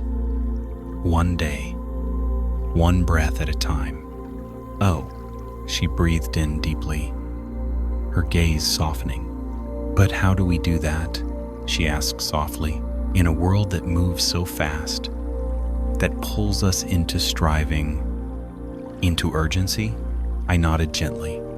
It begins, I said softly. Asterisk, asterisk, with an intention, a quiet vow to return, again and again, to this moment, to notice the small wonders, the warmth of the sun, the scent of the air, the kindness of a smile, to honor the rhythms of the body, the needs of the heart, to move through the day with care, not rushing, not forcing, but flowing. She sat quietly, watching the grasses sway. After a time, she spoke again. Sometimes, she said softly, I feel pressure to make each day productive, to accomplish, to prove, to justify my worth. And I smiled gently. That is a deep conditioning, I said softly. Asterisk, asterisk. But remember, you are not a machine. You are a living, breathing being. Your worth is not measured by how much you do, but by how fully you are present to life.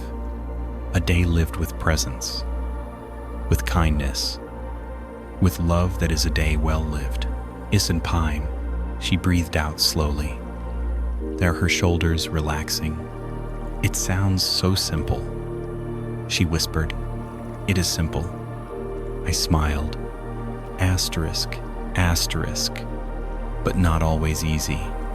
That is why it is a practice, an art we cultivate.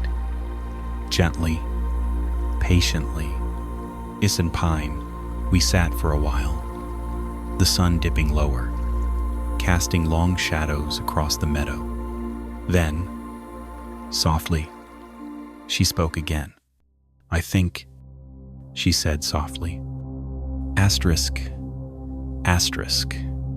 that part of living a day well is remembering to pause, to breathe, to feel the life moving through me. Zen pine, I smiled deeply. Yes, I said softly, asterisk, pausing is sacred. Each pause is a doorway into presence, into gratitude, into wonder. She breathed in deeply. Here, gaze steady, and perhaps, she whispered, it is also about kindness to myself, to others. I'll lose, absolutely. I smiled. Asterisk, a day well lived is a day touched by kindness in thought, in vort, in action. It is not about grand gestures, but about small acts of care, a gentle word, a listening ear, a compassionate gaze. Then we sat for a while longer, the light turning golden, the air rich with the scent of autumn. Then, softly, I spoke again. Remember? I said softly. Asterisk, living a day well does not mean it must be free of difficulty. It means meeting whatever arises with openness, with courage, with love. Then she nodded slowly, her heart steady, so even on hard days, she whispered, I can live well by how I meet the moment. Yes, I smiled. That is the essence of this path, to meet each moment with presence, whatever it holds. She breathed out slowly, a quiet light in her eyes. That's how I want to live, she whispered, one day at a time, with presence, with kindness, with love. End quote. I smiled deeply. And that, I said softly, asterisk is a beautiful intention. And remember, each day is a new beginning, a fresh canvas, an invitation to live fully, to love deeply, to be here now. Said. We rose then, moving slowly along the winding path. The stars were beginning to appear, the world wrapped in quiet twilight. And as we walked, I could feel it, her steps more grounded, her heart more open, a knowing. A day well lived is not measured by what is achieved, but by how it is met, with presence, with kindness, with love. It was a quiet evening when we met again. The sky was deep indigo, stars beginning to scatter across the darkening canvas. The air was cool, carrying the scent of pine and distant rain. We chose to meet at a small overlook, a place high above the city, where the lights below twinkled like a reflection of the night sky. We walked slowly up the winding path, each step drawing us closer to the vast expanse above and below. At the top, a simple stone bench awaited us. We sat there in the hush of the evening, wrapped in the gentle embrace of night. The city lights flickered far below. The stars shimmered far above. Between them, we sat, two small beings, beneath the vastness of it all. For a long while, we said nothing, simply breathing, feeling the spaciousness of the moment. Eventually, my friend spoke. I've been reflecting on presence again, she said softly. Asterisk, but this time, in the larger sense, not just in the moment, or in the breath, but in the whole of life. How do we live this life well? How do we move through this brief span with grace, with meaning, with love? Asterisk, asterisk. I breathed in deeply, feeling the depth of her question. That, I said softly. Asterisk. Asterisk is perhaps the deepest inquiry of all, and in many ways, the simplest. She turned to me gently. How so? She asked. I smiled, gazing out at the stars. Because living life well, I said softly. Asterisk. Asterisk is not about achieving more, becoming more, proving more. It is about being here fully, honestly, tenderly. It is about meeting each moment with an open heart, honoring the life that moves through you, touching the lives of others with kindness, and returning again and again to presence. And she breathed out slowly, her gaze softening. So it is not about doing more, she whispered. No. I smiled. Asterisk, asterisk. It is about being more awake, more compassionate, more true. And often, that looks very simple.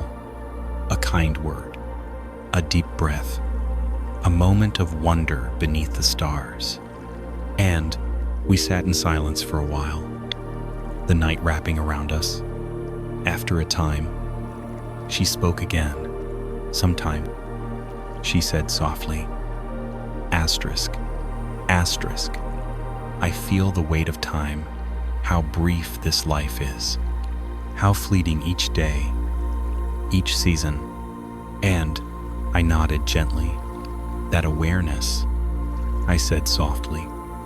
Asterisk. Asterisk is not something to fear.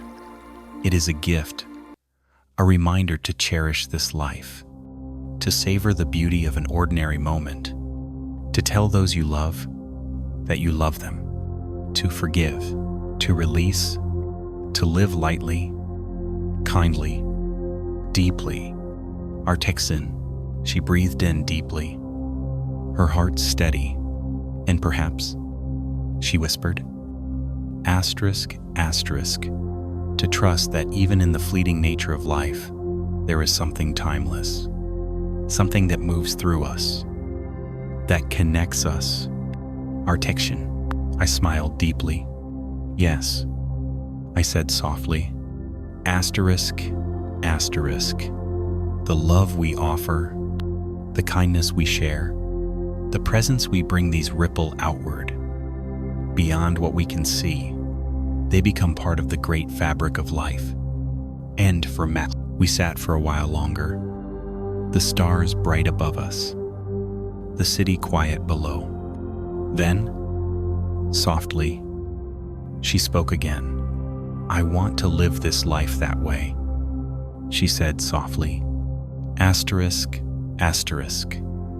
Not caught in striving or regret, but present, open, loving, so that when the end comes as it will, I can meet it with peace. And for Mac, I smiled warmly. And that, I said softly. Asterisk. Asterisk is the true art of living. To meet each day, not as a race, but as a gift. To meet each person not as a task, but as a fellow traveler. To meet yourself not with judgment, but with compassion. And to meet life and death with an open heart. And she breathed out slowly, a deep steadiness in her gaze. One breath at a time, she whispered, yes. I smiled. One breath, one moment, one life held with love. Oh, we sat in silence, the night vast and tender around us. And as we rose to walk back down the path, the stars shining brightly above, I could feel it, her steps slower, her heart more spacious, a knowing. The art of living well is not in doing more, It is in being more present, more loving, more free. And now, here we are. You have walked gently through these reflections, breath by breath, moment by moment. There is no need to grasp for anything more, no need to strive, no need to be anywhere else but here. Feel the quiet weight of your body resting against the earth, or the softness of your bed beneath you. Notice the gentle rise and fall of your breath, steady, soothing, like waves upon the shore. There is nowhere to go, nothing to do. You have arrived in this moment, just as it is. Let the words you have heard drift softly to the background now, like fallen leaves upon a still pond. Let the stories settle, the questions rest, the heart soften. You are safe. You are enough. You are here. If thoughts arise, meet them gently and let them drift away like clouds across a wide sky. There is only this breath, and this one, softly, gently, ease into the spaciousness of rest. The body knows how to relax. The breath knows how to slow. The heart knows how to let go. You are held by the earth beneath you, by the quiet of the night, by the gentle rhythm of life itself. There is nothing to do, nothing to achieve. Simply be. Let each breath draw you deeper into stillness, deeper into ease, deeper into peace. If sleep comes, welcome it. If wakefulness lingers, rest in the softness of this moment. You are enough. Just as you are. You are enough. You are enough. And now, let the words fade. Let the breath guide you. Let the heart rest. Softly, gently, ease into sleep or into stillness, carried on the quiet river of your breath. Good night, dear friend. May you rest well. May you be held in peace. May you awaken with a heart refreshed, open, and free.